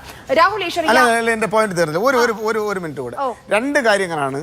ഒരു കോടതി ഉത്തരവ്, ജാമ്യ ഹർജി പരിഗണിച്ചുകൊണ്ടൊരു കോടതിയുടെ ഉത്തരവാണ് ഇവിടെ ഏറ്റവും വലിയ അപരാധമായി സർക്കാരിനെതിരായി ചിത്രീകരിക്കുന്നത്. അങ്ങനെയാണെങ്കിൽ കേരളത്തിൻ്റെ, എനിക്ക് സന്ദീപ് വാര്യർക്കാണ് ഇതിനുള്ള മറുപടി പറയണം. അദ്ദേഹം കേരളത്തിലെ പ്രതിപക്ഷ നേതാവ് സർക്കാരിൻ്റെ വികസന പ്രവർത്തനങ്ങളെ തടസ്സപ്പെടുത്തിക്കൊണ്ട് കോടതി മുമ്പാകെ നിരവധി പെറ്റീഷനുകൾ ഫയൽ ചെയ്തു. ഒരു ഘട്ടത്തിൽ ബഹുമാനപ്പെട്ട കോടതി തന്നെ it is not public litigation interest, it is only publicity interest എന്ന് കേരളത്തിൻ്റെ പ്രതിപക്ഷ നേതാവിനോട് പറയുന്ന സ്ഥിതിവിശേഷം ഉണ്ടായി. അന്നേരം അദ്ദേഹം അന്ന് വരെ ചെയ്ത എല്ലാ അപരാധങ്ങളും കേരളത്തിലെ ജനങ്ങൾക്ക് മുന്നിൽ ഏറ്റു പറഞ്ഞു. അതേ കോടതിയിലെ നിങ്ങൾ നടത്തിയ അതെ ഞാൻ ചോദിക്കട്ടെ, ഇങ്ങനെ പറഞ്ഞല്ലോ കേരളത്തിലെ പ്രതിപക്ഷ നേതാവിനോട് ഇത്തരത്തിൽ പബ്ലിസിറ്റി ഇൻട്രസ്റ്റുമായി മേലിൽ കോടതിക്ക് മുമ്പേ ഹാജരാകരുതെന്ന് പറഞ്ഞിട്ടുണ്ട്. രണ്ടാമത് പറഞ്ഞത് TP ചന്ദ്രശേഖരൻ വിഷയമാണ്. ഒറ്റ വരിയേ ഉള്ളൂ.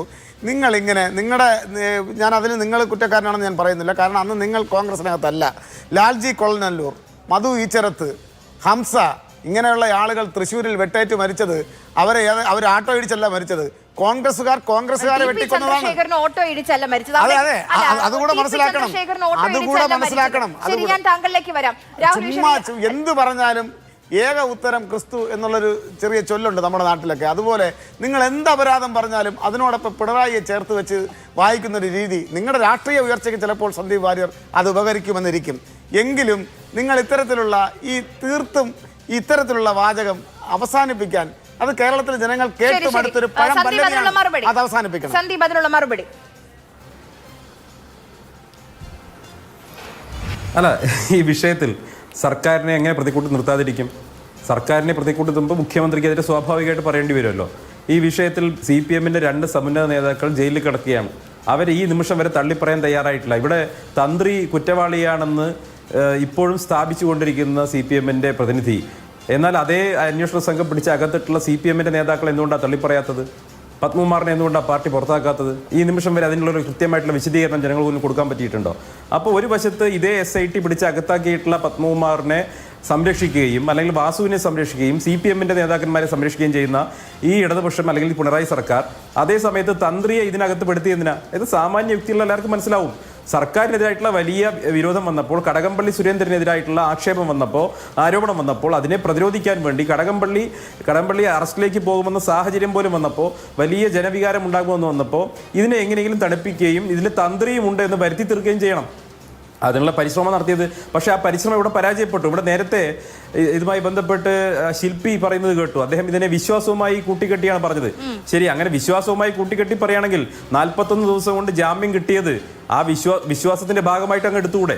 41 ദിവസം കൊണ്ട് ജാമ്യം കിട്ടിയത് ഒരുപക്ഷെ അയ്യപ്പന്റെ അനുഗ്രഹമായിട്ട് കൂടെ വ്യാഖ്യാനിച്ചുകൂടെ? അപ്പൊ അങ്ങനെയൊന്നും വ്യാഖ്യാനിക്കുന്നത് ശരിയല്ല. ഇത് ഒരു ജുഡീഷ്യൽ നടപടിക്രമമാണ്. ആ നടപടിക്രമത്തിന്റെ ഭാഗമായിട്ട് തന്ത്രിക്ക് നേരെ ഒരു തെളിവുമില്ല എന്ന് ജാമ്യാപേക്ഷയുടെ ഉത്തരവിൽ പറഞ്ഞിരിക്കുകയാണ്. സാധാരണഗതിയിൽ ഒരു ജാമ്യാപേക്ഷയുടെ ഉത്തരവിൽ ഇതുമായി ബന്ധപ്പെട്ട് ഇത്തരം കാര്യങ്ങൾ പറയാറില്ല. ഞാൻ നേരത്തെ ചോദിച്ചു, തെളിവുകൾ സാധാരണഗതിയിൽ പ്രോസിക്യൂഷൻ എന്താ ചെയ്യുക? എന്തെങ്കിലും തെളിവുകൾ കയ്യിലുണ്ടെങ്കിൽ അത് മുഴുവൻ കോടതിക്ക് മുന്നിൽ ഹാജരാക്കി ഏത് വിധേനയും ജാമ്യം അനുവദിക്കുന്നത് തടയാനുള്ള പരിശ്രമം പ്രോസിക്യൂഷൻ നടത്തും. പക്ഷേ ഇവിടെ കയ്യിൽ ഒരു തെളിവ് പോലും ഇല്ലാത്തത് കൊണ്ടാണ് പ്രോസിക്യൂഷൻ അത് ഹാജരാക്കാൻ കഴിയാതെ പോയത്. ഇനി എന്ത് തെളിവുണ്ടെന്നാണ് പറയുന്നത്? ഇത്രയും കാലം ആളുകളെയൊക്കെ ചോദ്യം ചെയ്തിട്ടും എന്ത് തെളിവുണ്ടെന്നാണ് പറയുന്നത്? ഇപ്പോൾ ഉണ്ണീകൃഷ്ണൻ പോറ്റിയുമായിട്ട് പരിചയമുള്ളതിന്റെ പേരിലാണെങ്കിൽ തന്ത്രി അറസ്റ്റ് ചെയ്യപ്പെടുന്നെങ്കിൽ ആദ്യം അകത്ത് പോകുന്നത് കടകംപള്ളി സുരേന്ദ്രനല്ലേ? മുഖ്യമന്ത്രിയുമായിട്ട് ചേർന്ന് ഉണ്ണീകൃഷ്ണൻ പോറ്റി നിൽക്കുന്നില്ലേ? അങ്ങനെയാണെങ്കിൽ മുഖ്യമന്ത്രിയുടെ വീട്ടിൽ വേണ്ടേ ചർച്ച നടക്കാൻ? മുഖ്യമന്ത്രിയെ വേണ്ടേ ഇതിൽ ചോദ്യം ചെയ്യാൻ? ഇതൊന്നും ഉണ്ടായിട്ടില്ലല്ലോ. അപ്പോൾ കടകംപള്ളി സുരേന്ദ്രന് വളരെ ഗാഢമായ ബന്ധമുണ്ടെന്ന് തെളിഞ്ഞിട്ടും അദ്ദേഹത്തിന് നേരെ നടപടിയൊന്നും ഉണ്ടാകുന്നില്ല. അദ്ദേഹത്തിന് നേരെ യാതൊരു അറസ്റ്റും ഉണ്ടാകുന്നില്ല. പക്ഷേ ഇവിടെ ശബരിമല ക്ഷേത്രത്തിൽ അയ്യപ്പന്റെ പിതൃസ്ഥാനീയനായിട്ടുള്ള തന്ത്രിയെ പിടിച്ച് 41 ദിവസം ജയിലിട്ടത് ഏത് വിധേനയാണോ, ഏത് പ്രകാരമാണോ ശബരിമലയിൽ ആചാരലംഘനം നടത്താൻ വേണ്ടി DYFI സഖാക്കളെ ഉപയോഗിച്ചുകൊണ്ട്, അതുപോലെ തന്നെ കമ്മ്യൂണിസ്റ്റുകാരായിട്ടുള്ള അരാജകവാദികളെ ഉപയോഗിച്ചുകൊണ്ട് അവിടെ ആചാരലംഘനം നടത്താൻ വേണ്ടി പിണറായി വിജയൻ തയ്യാറായത്, അതിനേക്കാൾ ഗുരുതരമായിട്ടുള്ള ക്രൂരമായിട്ടുള്ള സമീപനമാണ് ശബരിമല തന്ത്രിയോട് കാണിച്ചത്. എന്തിനാണ് ഈ തെറ്റ് തന്ത്രിയോട് ചെയ്തത്? തന്ത്രി ആ കാലത്ത് ശബരിമല ആചാരലംഘനത്തിനെതിരായിട്ട് നിലപാട് സ്വീകരിച്ചു എന്നുള്ളത് വ്യക്തമല്ലേ? അത് വ്യക്തമായിട്ടുള്ള കാര്യമല്ലേ? ഇപ്പൊ അദ്ദേഹം പറയുന്നത് കേട്ടു, പിന്നെ ശ്രീധരൻപിള്ളയോട് തന്ത്രി എന്തോ ആ കാലത്ത് സഹായം അഭ്യർത്ഥിച്ചു എന്നൊക്കെ. അതെന്തോ ആവട്ടെ, അത് ആ കാര്യങ്ങളൊക്കെ പുറത്തു വരട്ടെ. പക്ഷെ എനിക്ക് തോന്നുന്നത് ഈ BJP നേതാക്കന്മാരുമായിട്ട് പിന്നെ നിയമപരമായിട്ടുള്ള വിഷയങ്ങളിൽ സഹായം അഭ്യർത്ഥിച്ചത് ആദ്യം തന്ത്രിയൊന്നുമല്ല. അതിനു മുമ്പ് മുഖ്യമന്ത്രി പിണറായി വിജയനാണ് അരുൺ ജെയ്റ്റ്ലിയോട് സഹായം അഭ്യർത്ഥിച്ചത്. ഏതിന്? SNC ലാവലിൻ കേസിൽ. ആ വാർത്ത ഓർമ്മയില്ലേ? SNC ലാവലുമായി ബന്ധപ്പെട്ട കേസ് ഫയലുകൾ മുഴുവൻ അരുൺ ജെയ്റ്റ്ലി എന്ന് പറയുന്ന സുപ്രീം കോടതിയിലെ വിഖ്യാതനായിട്ടുള്ള അഭിഭാഷകനായിരുന്ന അന്നത്തെ കേന്ദ്രമന്ത്രി BJPയുടെ നേതാവിന്റെ മുന്നിൽ അത് എത്തിച്ചു കൊടുത്ത് നിയമോപദേശം എടുത്ത നേതാവിന്റെ പേര് പിണറായി വിജയൻ എന്നല്ലേ? അത് നിഷേധിച്ചുകൊണ്ടാണോ നിങ്ങൾ പറയുന്നത്? അപ്പൊ നിയമോപദേശമൊക്കെ ആരുടെയെങ്കിലും ഇന്ന് ആരും എടുത്തിട്ടുണ്ടായിരിക്കാം. പക്ഷേ ഇവിടെ യഥാർത്ഥ പ്രശ്നം എന്ന് പറയുന്നത് പിണറായി വിജയന്റെ നേതൃത്വത്തിൽ ഈ ഗവൺമെന്റ് ഭരിക്കുമ്പോൾ ശബരിമലയിൽ നടന്നിട്ടുള്ള സ്വർണ്ണക്കൊള്ള, അത് CPM-ന് മേൽ വന്നിട്ടുള്ള ആക്ഷേപങ്ങൾ, ഇത് മറയ്ക്കാൻ വേണ്ടി ശബരിമല തന്ത്രിയെ പിടിച്ച് ജയിലിട്ടു എന്നുള്ള മഹാപാതകമാണ്. അത് സൂചിപ്പിക്കുന്നത് പ്രതിപക്ഷത്തിന്റെ ആരോപണങ്ങൾ ശരിവെക്കുന്നതാണ്. അതായത് SITക്ക് മേൽ മുഖ്യമന്ത്രിയുടെ ഓഫീസിന്റെ സമ്മർദ്ദം ഉണ്ട് എന്നുള്ളതാണ്. മഹേഷ് പണിക്കർ പറഞ്ഞ ആറാട്ടിനെ കുറിച്ച് നിലപാടാണ് ഇപ്പോൾ ജാമ്യാപേക്ഷയിലെ ഉത്തരവിൽ പുറത്തു വന്നിട്ടുള്ളത്. ശരി, ശ്രീ രാഹുൽ ഈശ്വർ, ഈ മഹേഷ് പണിക്കർ പറഞ്ഞ ആറാട്ടിനെ കുറിച്ച് എനിക്ക് അത്ര അറിവില്ല, അതുകൊണ്ട് ഞാൻ അതിലേക്ക് കടക്കുന്നില്ല. പിന്നെ പോരാത്തത് അത് വിശ്വാസവുമായി കൂട്ടിക്കെട്ടുകയാണ് മഹേഷ് പണിക്കർ ചെയ്യുന്നത്. ഇപ്പം ഈ യുവതീ പ്രവേശം, അതിലുള്ള പ്രതികാരം എന്നുള്ളതാണല്ലോ പ്രധാനപ്പെട്ട വാദം. അതുകൂടെ ശബരിമല എല്ലാ ദിവസവും തുറക്കാൻ ഒരു ആലോചന ഉണ്ടായിരുന്നു, അതിനെയും എതിർത്തു. ഈ രണ്ടാണ് പ്രധാനപ്പെട്ട പോയിന്റ്സ് ആയി വെച്ചിരുന്നത്. ഈ യുവതീ പ്രവേശം അത് സുപ്രീം കോടതിയുടെ തീരുമാനമാണ്. സുപ്രീം കോടതി ലോ ഓഫ് ലാൻഡ് ആണ്. അത് നടപ്പിലാക്കാൻ സംസ്ഥാന സർക്കാർ, ഏത് ഭരണകൂടമാണെങ്കിലും അത് ബാധ്യസ്ഥരാണ്.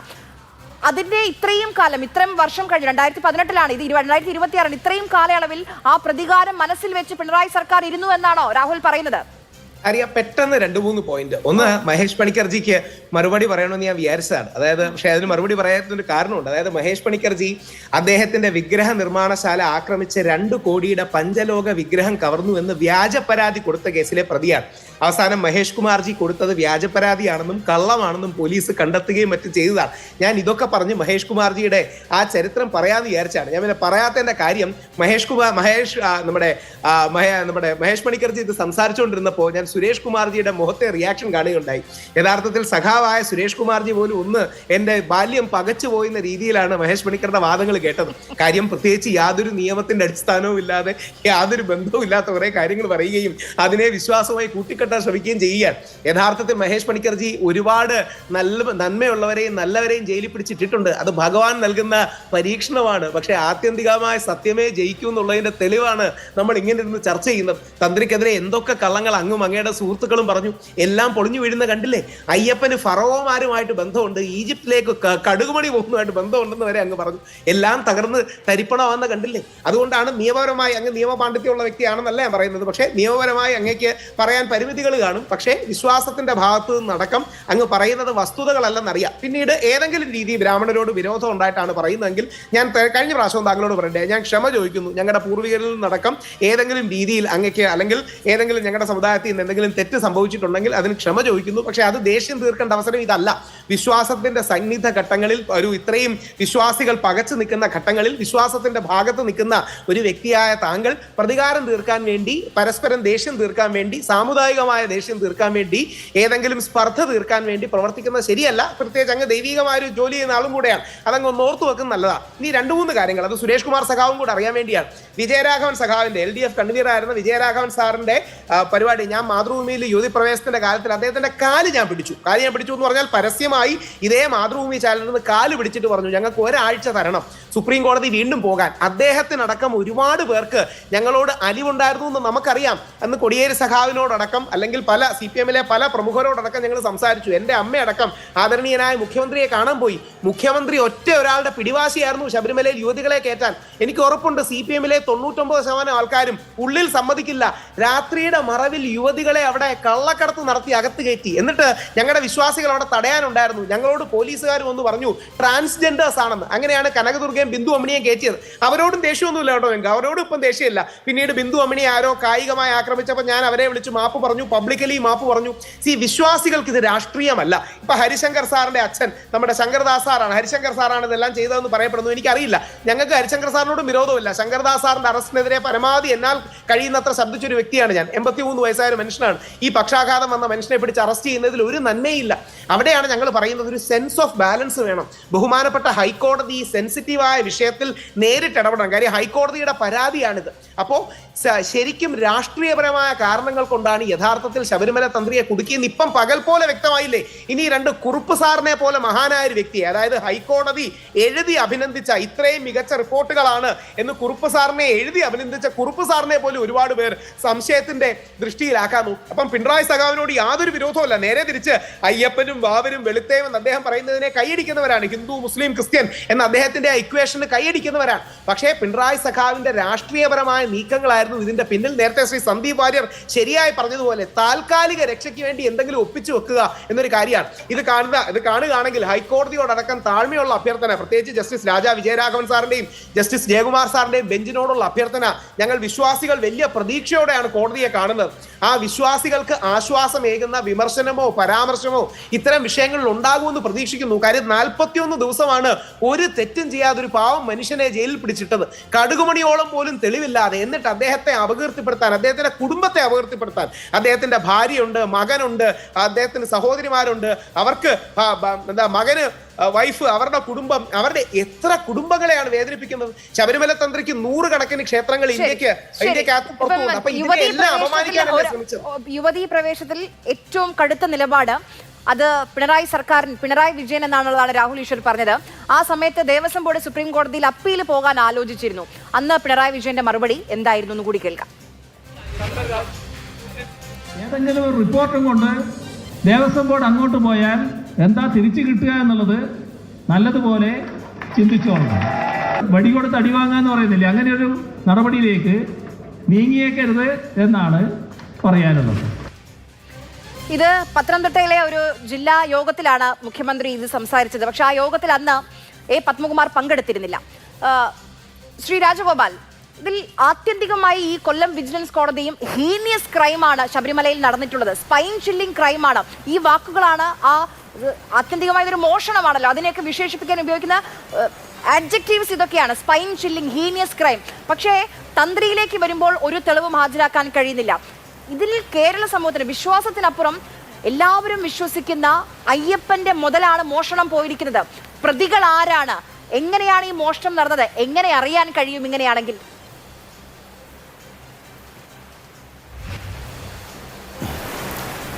ഇതിനകത്തിൽ മുമ്പ് പറഞ്ഞ ബഹുമാനപ്പെട്ട കൊല്ലം വിജിലൻസ് കോടതിയുടെ വിധിയിൽ അവിടെ പ്രതിഭാഗം അദ്ദേഹത്തിന് വേണ്ടി വാദിച്ച വക്കീൽ അതിനോടൊപ്പം തന്നെ തന്ത്രിയുടെ ഒരു സത്യവാങ്മൂലം കൊടുത്തിരുന്നു.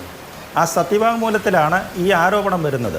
ശബരിമല നടയടച്ചതിൻ്റെ പേരിലാണ് എന്നോട് പ്രതികാരം തീർക്കുന്നുള്ളൊരു വരി വരുന്നതും അതോടൊപ്പം തന്നെ ശബരിമല ക്ഷേത്രം 365 ദിവസവും തുറക്കണം, ഒരു വർഷം മുഴുവൻ തുറക്കണം. അതിനെ ഞാൻ എതിർത്തു. ഒരു ആലോചന വന്നപ്പോൾ ഞാൻ അതിനെ എതിർത്തു എന്ന് പറയുന്നത്. അതിൻ്റെ സെക്കൻഡ് പാർട്ടി ഞാൻ പറയുകയാണെന്നുണ്ടെങ്കിൽ ശബരിമല ക്ഷേത്രം 365 ദിവസം തുറന്നാൽ എന്താണ് എന്നൊരു ആലോചന ഉണ്ടായിരുന്നു. ഇത് ശരിയാണ്. ദേവസ്വം ബോർഡിൻ്റെ ഭാരവാഹികളും മറ്റെല്ലാവരും കൂടി ആലോചിച്ചു, തന്ത്രിയോടും ചോദിച്ചിരുന്ന കാര്യം. കാരണം സാധാരണ ഒരുപാട് ഭക്തജനങ്ങൾ വരുന്നതാണല്ലോ, അവർക്കെല്ലാം സൗകര്യപ്രദമായിട്ട് അവിടെ വന്ന് തൊഴാനും ഒക്കെയുള്ള സൗകര്യം ചെയ്യും. പക്ഷേ അന്ന് അവിടെ തന്ത്രി മാത്രമല്ല, അല്ലാതെ എത്രയോ പേര് അഭിപ്രായം പറഞ്ഞു, ഒരുപാട് സംഘടനകൾ അഭിപ്രായം പറഞ്ഞു. കാരണം അവിടുത്തെ ഒരു വനക്ഷേത്രമാണ്, കാനന ക്ഷേത്രമാണ്. അവിടെ ഒരു കാനന ക്ഷേത്രം 365 ദിവസം തുറക്കാമെന്ന് പറഞ്ഞാൽ പ്രായോഗികമല്ല. പലരും ചൂണ്ടിക്കാട്ടി, വനം വകുപ്പിൻ്റെ ആളുകൾ ചൂണ്ടിക്കാട്ടി ഒരു കാരണവശാലും 365 ദിവസം. കാരണം വർഷകാലത്തൊക്കെ അവിടെ പ്രയാസമാണ്. നീലിമല ആ 45 ഡിഗ്രി ചെരുവി കിടക്കുന്നതാണ്. അവിടെയൊക്കെ വർഷകാലത്ത് അവിടെ കയറുക എന്ന് പറഞ്ഞാൽ വളരെ ബുദ്ധിമുട്ടുള്ള കാര്യമാണ്. ഒന്ന്. രണ്ടാമത്തെ കാര്യം എന്ന് പറഞ്ഞാൽ വാഹനങ്ങൾ, കണ്ടമാനം വാഹനങ്ങൾ കടന്നു വരും. ഇപ്പോൾ തന്നെ നമുക്കറിയാം ശബരിമലയിലെ ട്രാഫിക് നമുക്കറിയാം. പ്ലാപ്പള്ളി മുതൽ പമ്പ വരെയുള്ള സ്ഥലങ്ങളിൽ ഒരുപാട് ആനത്താരകളുണ്ട്. അതായത് ആനകൾ വെള്ളം കുടിക്കാൻ ഇറങ്ങുന്ന ഒരുപാട് സ്ഥലങ്ങളുണ്ട്. റോഡ് ക്രോസ് ചെയ്തിട്ടാണ് ആനകൾ താഴേക്ക് ഇറങ്ങുന്നത്. അവിടെ മുളയും മറ്റുമൊക്കെ അതിൻ്റെ ആഹാര വസ്തുക്കളാണ്. അത് വെള്ളം കുടിക്കാൻ ഇറങ്ങുന്ന പാതയാണ്. ഈ പാതകളിൽ അതിൻ്റെ സഞ്ചാരത്തെ തടസ്സപ്പെടുത്തിക്കൊണ്ട് ഒരിക്കലും പറ്റുകയില്ല. അവിടെ 365 ദിവസം വണ്ടി ഓടിക്കുക എന്ന് പറഞ്ഞാൽ ബുദ്ധിമുട്ടുള്ള കാര്യമാണ്. അപ്പോൾ ബദൽ റൂട്ടിനെ കുറിച്ച് പറഞ്ഞു. ആ ബദൽ റൂട്ടെന്ന് പറഞ്ഞു കഴിഞ്ഞാൽ വണ്ടിപ്പെരിയാർ പുൽമേട് റൂട്ടുണ്ടായിരുന്നു. എന്നാൽ അവിടത്തേക്ക് നോക്കാമെന്ന് കരുതിയപ്പോഴാണ് അവിടെ അതിനെക്കാട്ടി പ്രയാസമാണ്. കാരണം കടുവകളൊക്കെ ഇറങ്ങുന്ന സ്ഥലമാണ്. കടുവകൾ ഇറങ്ങുന്നതാണ്, 2 ആൾ പൊക്കത്തിൽ പുല്ല് വളരുന്ന സ്ഥലമാണ് അവിടെയൊക്കെ സീസൺ സമയത്താണ് വെട്ടിയിട്ട് വനം വകുപ്പിൻ്റെ അനുമതിയോടുകൂടിയാണ് തീർത്ഥാടകർ കടന്നു വരുന്നത്.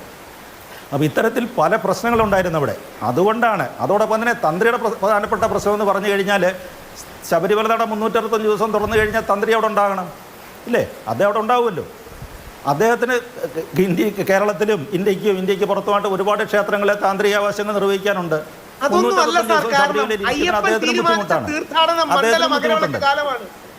സാർ രാജഗോപാൽ സാറേ, അതൊന്നുമല്ല കാരണം. അയ്യപ്പൻ തീരുമാനിച്ചത് മണ്ഡല മകരവിളക്ക് തീർത്ഥാടനമാണ്. അതാണ് കാരണം. അല്ല തന്ത്രിക്ക് വേറെ എവിടെയും പോകാൻ പറ്റാത്തതൊന്നുമല്ല. അയ്യപ്പൻ നിശ്ചയിച്ചാണ്, നമുക്ക് മാറ്റാൻ പറ്റൂല. രാഹുലെ, അങ്ങനെ അതൊക്കെ നമ്മൾ പ്രായോഗിക തലത്തിൽ സംസാരിക്കൂ. ഞാനന്ന് ആ വാർത്തകളും നോക്കാനും ഇവിടെ അത്തരം റിപ്പോർട്ടുകളിലൊക്കെ ഞാനവിടെ പങ്കെടുത്തിട്ടുള്ള ആളാണ്. അത്തരം ചർച്ചകളിൽ സജീവമായിട്ട് പങ്കെടുക്കുകയും അതിൻ്റെ വാർത്തകൾ ശേഖരിക്കുകയും പത്രങ്ങളിൽ പ്രസിദ്ധീകരിക്കുകയും ചെയ്തിട്ടുള്ള ആളാണ്. നമ്മൾ പ്രായോഗിക തലത്തിൽ സംസാരിക്കൂ. 365 ദിവസവും ശബരിമല നട തുറക്കാൻ ഒക്കുകയില്ല. നമ്മളതിനെ മനസ്സിലാക്കണം. അതുകൊണ്ടാണ് അവസാനം 5 ദിവസം 2 മാസത്തെ സീസൺ കഴിഞ്ഞ ശേഷം എല്ലാ മാസപൂജയ്ക്കും 5 ദിവസം തുറക്കാം എന്നുള്ള തീരുമാനമെടുത്തത്. അതാണ്. അല്ല തന്ത്രിക്ക് അങ്ങനെ ഇതിൻ്റെ പേരിൽ ഒരു സർക്കാരിന് വിരോധം വരുത്ത കാര്യം അദ്ദേഹം മാത്രമല്ല, ഒരുപാട് ആളുകളുമായിട്ട് അതിനെക്കുറിച്ച് പരിശോധന നടത്തിയിരുന്നു എന്നാണ് അക്കാര്യത്തിൽ എനിക്കൊരു അഭിപ്രായം ഉള്ളത്. രണ്ടാമത്തെ പ്രശ്നം എന്ന് പറഞ്ഞാൽ യുവതീ പ്രവേശനമാണ്. യുവതീ പ്രവേശന സമയത്ത് ശരിയാണ്, അദ്ദേഹം എടുത്ത നിലപാടാണ് 18-ാം പടിയുടെ അടുത്തെത്തിയ സമയത്താണ് ആ തീരുമാനമെടുക്കുന്നത്. അപ്പോൾ എന്ത് ചെയ്യാൻ പറ്റുമെന്ന് ചോദിച്ചു. അപ്പോൾ അത് എനിക്ക് തോന്നുന്നത് അന്നത്തെ സമയത്ത് വന്ന ചില വാർത്തയിൽ ശങ്കുട്ടി ദാസ്, അദ്ദേഹമാണ് ആദ്യം ഒരു അഭിപ്രായം പറയുന്നത്. എനിക്ക് തോന്നുന്നു BJPയുടെ നേതാവായിരുന്നത് ശങ്കുട്ടി ദാസാണ് ആദ്യം അഭിപ്രായം പറയുന്നത്. അതിന് പിന്നെ ലീഗൽ ഒപ്പീനിയൻ ചോദിക്കുന്നത് ഇദ്ദേഹത്തോടാണ്, ശ്രീധരൻ പിള്ളയോടാണ് ചോദിക്കുന്നത്. പക്ഷേ അതൊക്കെ എത്രയോ കാലം മുമ്പ് കഴിഞ്ഞ കാര്യങ്ങളാണ്, എത്രയോ വർഷം മുമ്പ് കഴിഞ്ഞ കാര്യങ്ങളെക്കുറിച്ചാണ് ഈ പറയുന്നത്. ആ വൈരാഗ്യം ഇപ്പോൾ വെച്ചുകൊണ്ടിരുന്നിട്ട് അതൊക്കെ അതിന് മറുപടി പറഞ്ഞു. CPMൻ്റെ മുഖ്യമന്ത്രി അടക്കമുള്ളവർ, ദേവസ്വം മന്ത്രി അടക്കമുള്ളവർ തന്ത്രിയോട് കൃത്യമായിട്ട് മറുപടിയൊക്കെ പറഞ്ഞതാണ്. മറുപടി പറഞ്ഞാൽ വിഷയം അവിടെ അവസാനിച്ചതാണ്. പക്ഷേ അതിനെ എങ്ങനെയാണ് ഇതുമായിട്ട് ഈ സത്യവാങ്മൂലത്തിൽ അത് കണക്ട് ചെയ്ത് വരുന്നെന്നുള്ളത് എനിക്ക് അറിഞ്ഞുകൂടാ. എങ്ങനെയാണ് അതിനെ സാധൂകരിക്കാൻ പറ്റുന്നെന്നുള്ള കാര്യത്തെക്കുറിച്ച് എനിക്ക് കൃത്യമായിട്ട് പറയാൻ പറ്റുന്നില്ല. ശരി, ശ്രീ സുരേഷ് കുമാർ, ഈ ശബരിമല സ്വർണ്ണക്കൊള്ളയുമായി ബന്ധപ്പെട്ട് പോറ്റിയുമായി അടുത്ത ബന്ധമുണ്ടെന്നാണ് ഏറ്റവും പ്രധാനപ്പെട്ട വാദമായി SIT പറയുന്നത്. തന്ത്രിക്ക് പോറ്റിയുമായി അടുത്ത ബന്ധം കടകംപള്ളി സുരേന്ദ്രനുമുണ്ട്. കടകംപള്ളി സുരേന്ദ്രനെയും ചോദ്യം ചെയ്യാൻ വിളിപ്പിച്ചു, അടൂർ പ്രകാശിനെയും വിളിപ്പിച്ചു, ചോദ്യം ചെയ്തു, വിട്ടയച്ചു. തന്ത്രിയെയും അതുപോലെ 2 തവണ വിളിപ്പിച്ചു. അന്ന് മുഴുവൻ ആ ചോദ്യം ചെയ്യലുമായി തന്ത്രി സഹകരിച്ചതാണ്. 3ാമത്തെ തവണ ചോദ്യം ചെയ്യാൻ വിളിപ്പിച്ചപ്പോഴാണ് അറസ്റ്റ് രേഖപ്പെടുത്തിയത്. ഈ എല്ലാ ചോദ്യം ചെയ്യലോടും സഹകരിക്കുന്ന ശബരിമല പോലെയുള്ള ഒരു ക്ഷേത്രത്തിലെ തന്ത്രി ഈ എന്തെങ്കിലും മറച്ചു അങ്ങനെയാണെങ്കിൽ ചോദ്യം ചെയ്യലോട് സഹകരിക്കുന്നുണ്ടല്ലോ, പിന്നെ എന്തിനാണ് ഒരു തെളിവുമില്ലാതെ അറസ്റ്റ് ചെയ്യാൻ നിന്നത് SIT? അല്ല, അതിനും ഒരു വാക്ക് കോൺഗ്രസിൻ്റെ പ്രതിനിധി ഇവിടെ പറഞ്ഞൊരു വാക്കുണ്ട്, അതൊരു രാഷ്ട്രീയ വിമർശനമാണ്. ഇടതുപക്ഷത്തെ അദ്ദേഹം വിശേഷിപ്പിച്ചത് അരാജകവാദികളുടെ കൂട്ടം എന്നാണ് അദ്ദേഹം വിശേഷിപ്പിച്ചത്. എനിക്ക് അതിനകത്ത് വ്യക്തിപരമായി ഉരുളക്കുപ്പേര് പോലെ മറുപടിയൊക്കെ പറയാനറിയാം, എന്നാലും ഞാൻ അത്രയും കടുപ്പിക്കുന്നില്ല. നിങ്ങൾ എവിടെ നിന്നാണ് CPM-നെ അരാജകവാദികൾ എന്ന് വിശേഷിപ്പിക്കുന്നത് എന്നത് മാത്രമാണ് എനിക്ക് ചോദിക്കാനുള്ളത്. ഈ സമീപ ദിവസങ്ങളിൽ ഒരു പ്രധാനപ്പെട്ട ഞാൻ പറഞ്ഞത് അരാജകവാദികളെ കൂട്ടുപിടിച്ച് മനീതി സംഘം അല്ലല്ല, ഞാനൊന്ന് പറഞ്ഞോട്ടെ രഹ്ന ഫാത്തിമയെ പോലെ, ബിന്ദു അമ്മിണിയെ പോലെ, അതല്ലെങ്കിൽ ഉള്ള ആളുകളെയൊക്കെ ചേർത്താണ്. ഞാനത് സഹിഷ്ണുതയോടെ കേട്ടിരുന്നല്ലോ. ഞാനൊന്ന് പറഞ്ഞോട്ടെ ഈ സമീപ ദിവസങ്ങളിൽ മനീതി സംഘം എന്തായിരുന്നു? ഞാനൊന്ന് പറഞ്ഞോട്ടെ, ഈ സമീപ ദിവസങ്ങളിലും ഒരു കേസിൽപ്പെട്ട് കേട്ടുകൊണ്ടിരിക്കുന്നവർക്കൊക്കെ ഓർമ്മ വരാൻ ഞാനൊന്ന് പറഞ്ഞോട്ടെ ശ്രീ സന്ദീപ്, ചർച്ച കേട്ടുകൊണ്ടിരിക്കുന്ന പഴയ കാര്യങ്ങൾ ഓർമ്മിക്കാൻ താങ്കളുടെ വാദം സഹായിക്കും. ഞാനൊന്ന് പറഞ്ഞോട്ടെ, സംഘം ആരായിരുന്നു? നിങ്ങൾ പറയാൻ അനുവദിക്കാതിരിക്കുന്നത് നിങ്ങളുടെ സൈക്കോളജിക്കൽ മൂവാണ്. നിങ്ങളെ എല്ലാ അഭിപ്രായ പ്രകടനങ്ങളും ഞാൻ സഹിഷ്ണുതയോടുകൂടി കേട്ടിരുന്നയാളാണ്. നിങ്ങളും സഹിഷ്ണുതയോടുകൂടി കേട്ടിരിക്കണം. നിങ്ങളുടെ ഒരു MLA സമീപകാലത്ത് ഒരു കേസിൽപ്പെട്ട് പുറത്തിറങ്ങിയപ്പോൾ അദ്ദേഹത്തെ വെള്ളപൂശിക്കൊണ്ട് പൊതുവേദിയിലടക്കം നിങ്ങൾക്ക് പ്രസംഗിക്കാൻ യാതൊരുവിധ മടിയും ഉണ്ടായില്ല. അത് പുതിയ സംഭവവികാസങ്ങൾ കേരള രാഷ്ട്രീയത്തിൽ നടക്കുകയാണ്. നിങ്ങൾ പറഞ്ഞ കാര്യങ്ങളെല്ലാം അപ്പാടെ വിഴുങ്ങി, ഈ കാര്യങ്ങളെപ്പോലും കൗണ്ടർ ചെയ്യാൻ വേണ്ടി നിങ്ങൾ എടുത്തിട്ടുള്ള വാദഗതികൾ പോലും നിങ്ങൾ അപ്പാടെ വിഴുങ്ങി. രാഹുൽ മാങ്കൂട്ടത്തിന്റെ കാര്യത്തിൽ കോൺഗ്രസ് എടുത്ത നിലപാടിൽ നിന്ന് മാറ്റി പറഞ്ഞതായി എനിക്കറിവില്ല. അല്ലല്ല, അത് ആങ്കറുടെ ഒരു ഹെൽപ്പ് ഇക്കാര്യത്തിൽ വേണ്ട.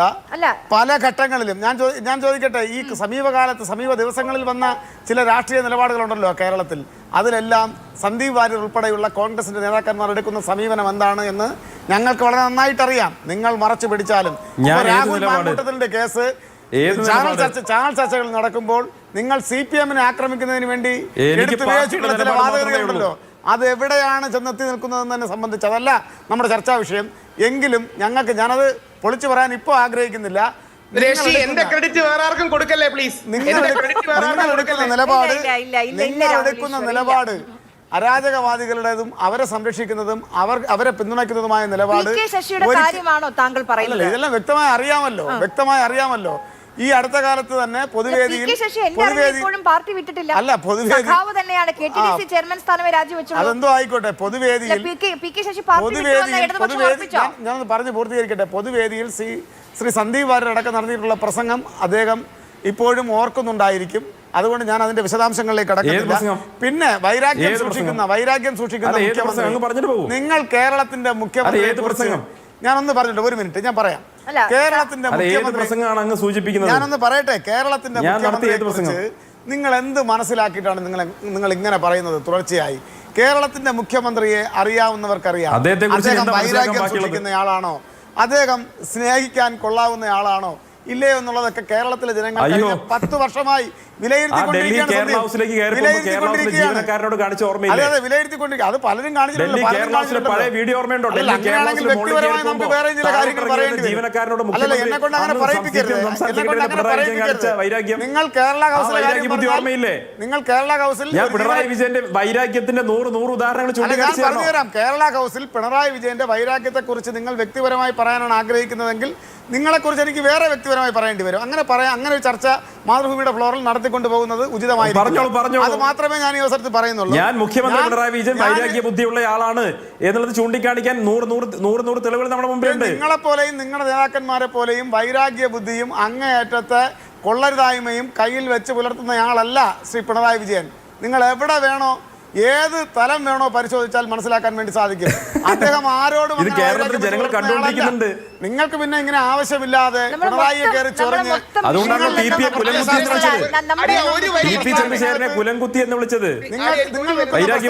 നിങ്ങൾക്ക് എന്തെങ്കിലും ഹൈപ്പ് കിട്ടുന്നെങ്കിൽ കിട്ടിക്കോട്ടെ.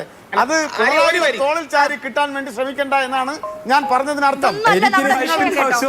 അല്ലല്ല, നിങ്ങൾക്ക് എന്തെങ്കിലും ഹൈപ്പ് നിങ്ങൾ പിണറായിയെ ചൊറിയുന്നത് കൊണ്ട് നിങ്ങൾക്ക് നിങ്ങളുടെ പ്രസ്ഥാനത്തിനകത്ത് കിട്ടുന്നെങ്കിൽ കിട്ടിക്കോട്ടെ. അതിൽ ഞങ്ങളുടെ ഉത്തരവാദിത്തോട് കിട്ടണ്ട എന്നാണ് ഞാൻ പറഞ്ഞത്. കേരളത്തിന്റെ മുഖ്യമന്ത്രിക്കെതിരെ രാഷ്ട്രീയ ആരോപണം ഇരിക്കുമ്പോൾ അതെങ്ങനെയാണ് ഞാൻ ചൊറിയിലാവുന്നത്? ചോദിക്കട്ടെ, കേരളത്തിൽ ഏറ്റവും അങ്ങേയറ്റ വംശീയ വിദ്വേഷം പുലർത്തുന്ന പ്രസംഗം നടത്തിയിട്ടുള്ള ഒരു നേതാക്കന്മാരിൽ ഒരിക്കലും ഒരു ചെറുപ്പക്കാരനായിട്ടുള്ള ഒരാൾ ചെയ്യാൻ പാടില്ലാത്ത കാര്യം ചെയ്തിട്ടുള്ള ആളാണ് നിങ്ങൾ. മുസ്ലിങ്ങളെ കഴുത്തിൽ ടയർ കത്തിച്ച് പാകിസ്ഥാനിലേക്ക് കടത്തണമെന്ന ഏറ്റവും ഗുരുതരമായിട്ടുള്ള ഒരുപക്ഷെ വംശീയതയുടെ വിദ്വേഷത്തിന്റെ അങ്ങേയറ്റത്തെ മനസാക്ഷി മരവിപ്പിക്കുന്ന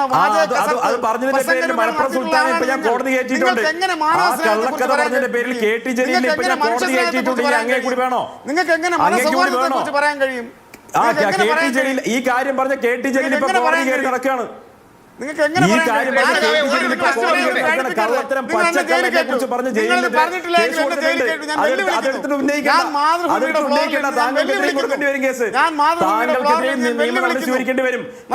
പച്ചക്കള്ളം പറഞ്ഞാൽ പച്ചക്കള്ളമല്ല, വസ്തുതയാണ്. നിങ്ങളുടെ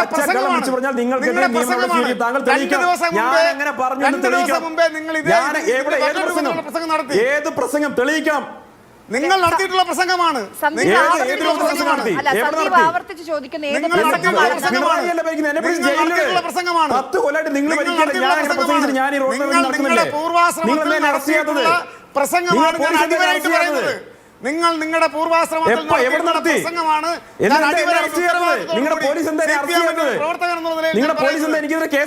നിങ്ങളുടെ രാഷ്ട്രീയ പാരമ്പര്യം. അതാണ്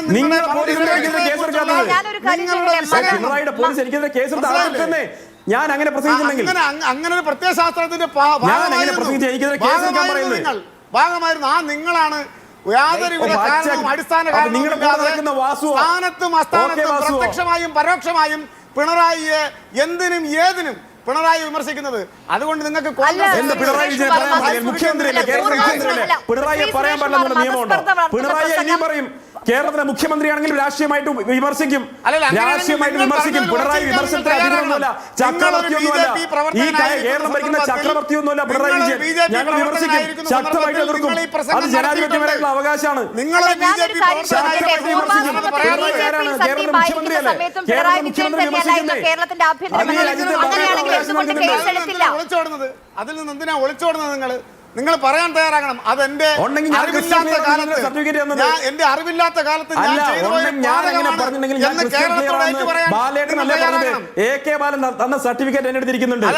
അതാണ് ഞാൻ പറഞ്ഞത്. എന്റെ അറിവില്ലാത്ത കാലഘട്ടത്തിൽ ഞാൻ ചെയ്ത ഒരു കേരളത്തിന്റെ പൊതുസമൂഹത്തെ നോക്കി ആർജവത്തോടു കൂടി പറയാൻ ശ്രീ സന്ദീപ് വാര്യർ തയ്യാറാകണം. എന്നിട്ട് വേണം നിങ്ങളെ പോലുള്ള ആളുകൾ പിണറായി വിമർശിക്കാൻ. ആരാണ് പിണറായി എന്ന് അറിയാമോ നിങ്ങൾക്ക്? നിങ്ങൾ പിണറായിയുടെ ചരിത്രം പഠിച്ചിട്ടുണ്ടോ? തലശ്ശേരി കലാപത്തെ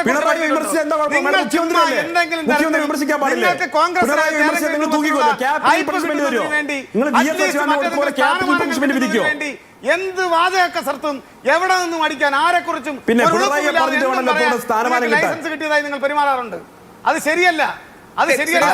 കേരള രാഷ്ട്രീയത്തിൽ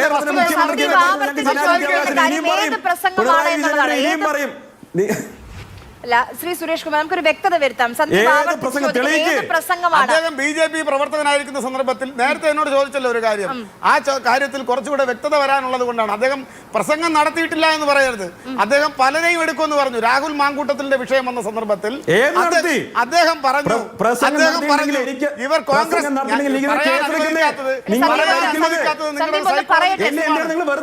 അല്ല പറയാൻ അനുവദിക്കാത്ത മൂവാണ്. ഞാനൊന്ന് പറഞ്ഞോട്ടെ. ഇവിടെ കഴിഞ്ഞ ഏതാനും ഒരു മിനിറ്റ് ഞാനൊന്ന് ചോദിക്കട്ടെ ശ്രീ സുരേഷ് കുമാർ. അതായത് ഈ രാഹുൽ മാങ്കൂട്ടത്തിൽ പുറത്തിറങ്ങിയതിനു ശേഷം സന്ദീപ് വാര്യർ രാഹുലിനെ കോൺഗ്രസിലേക്ക് തിരിച്ചെടുക്കുമെന്ന് എവിടെയെങ്കിലും പ്രസംഗിച്ചോ? അതാണോ താങ്കളുടെ ആരോപണം?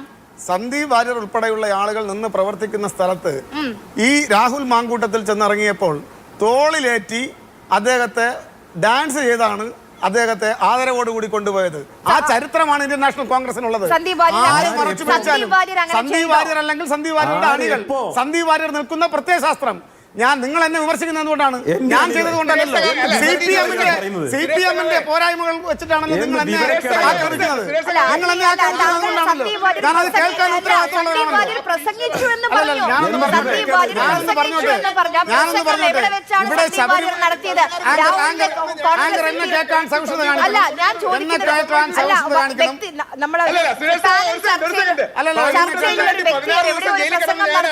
ഞാൻ അറിഞ്ഞിട്ടില്ല രാഹുലിനെ കോൺഗ്രസ് തിരിച്ചെടുക്കാൻ പോകുന്ന കാര്യം. അതുകൊണ്ട് ചോദിക്കുകയാണ്, എവിടെ വെച്ചാണ് സന്ദീപ് അങ്ങനെ ഒരു പ്രസംഗം നടത്തിയത്? കോൺഗ്രസ് രാഹുലിനെ തിരിച്ചെടുക്കാൻ പോവാണോ? ഞാനൊരു കാര്യം ഒന്ന് പറഞ്ഞോട്ടെ. ഇവിടെ CPM-നെ വിമർശിക്കുന്ന കാര്യങ്ങളിൽ വ്യക്തിപരമായി എന്നെ അടക്കം ആക്രമിക്കുന്നത് എന്തുകൊണ്ടാണ്? ഞാൻ CPM-ന്റെ ഭാഗമായി CPM-ന്റെ ഭാഗം പറയാൻ വന്നിരിക്കുന്ന ആളായതുകൊണ്ടാണ്. അതുകൊണ്ട് തന്നെ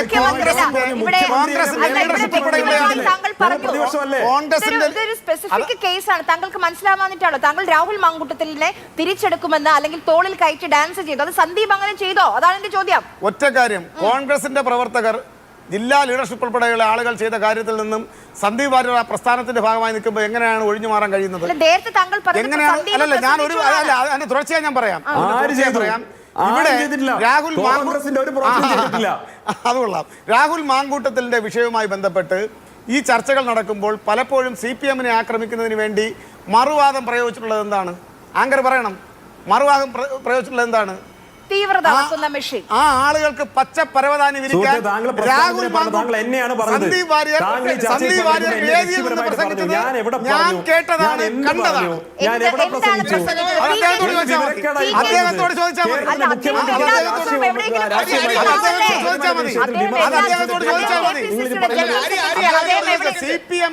CPM-നെ വളഞ്ഞാക്രമിക്കാൻ, പ്രതിരോധിക്കാൻ അവരെടുത്തിട്ടുള്ള ആയുധം, ആ ആയുധത്തെ സംബന്ധിച്ച് സന്ദീപ് വാര്യർ നടത്തിയിട്ടുള്ള പ്രസംഗ പരാമർശം എന്ത് എന്നുള്ളത് സന്ദീപ് വാര്യർ ഇപ്പോൾ ഉണ്ടല്ലോ, ഒന്ന് ചോദിക്കണം. സാങ്കല്പികമല്ല, അങ്ങനെ സാങ്കല്പിക ചോദ്യമായി ഹൈപ്പോത്തറ്റിക്കലായിട്ട് കൊണ്ടുവരുന്നത്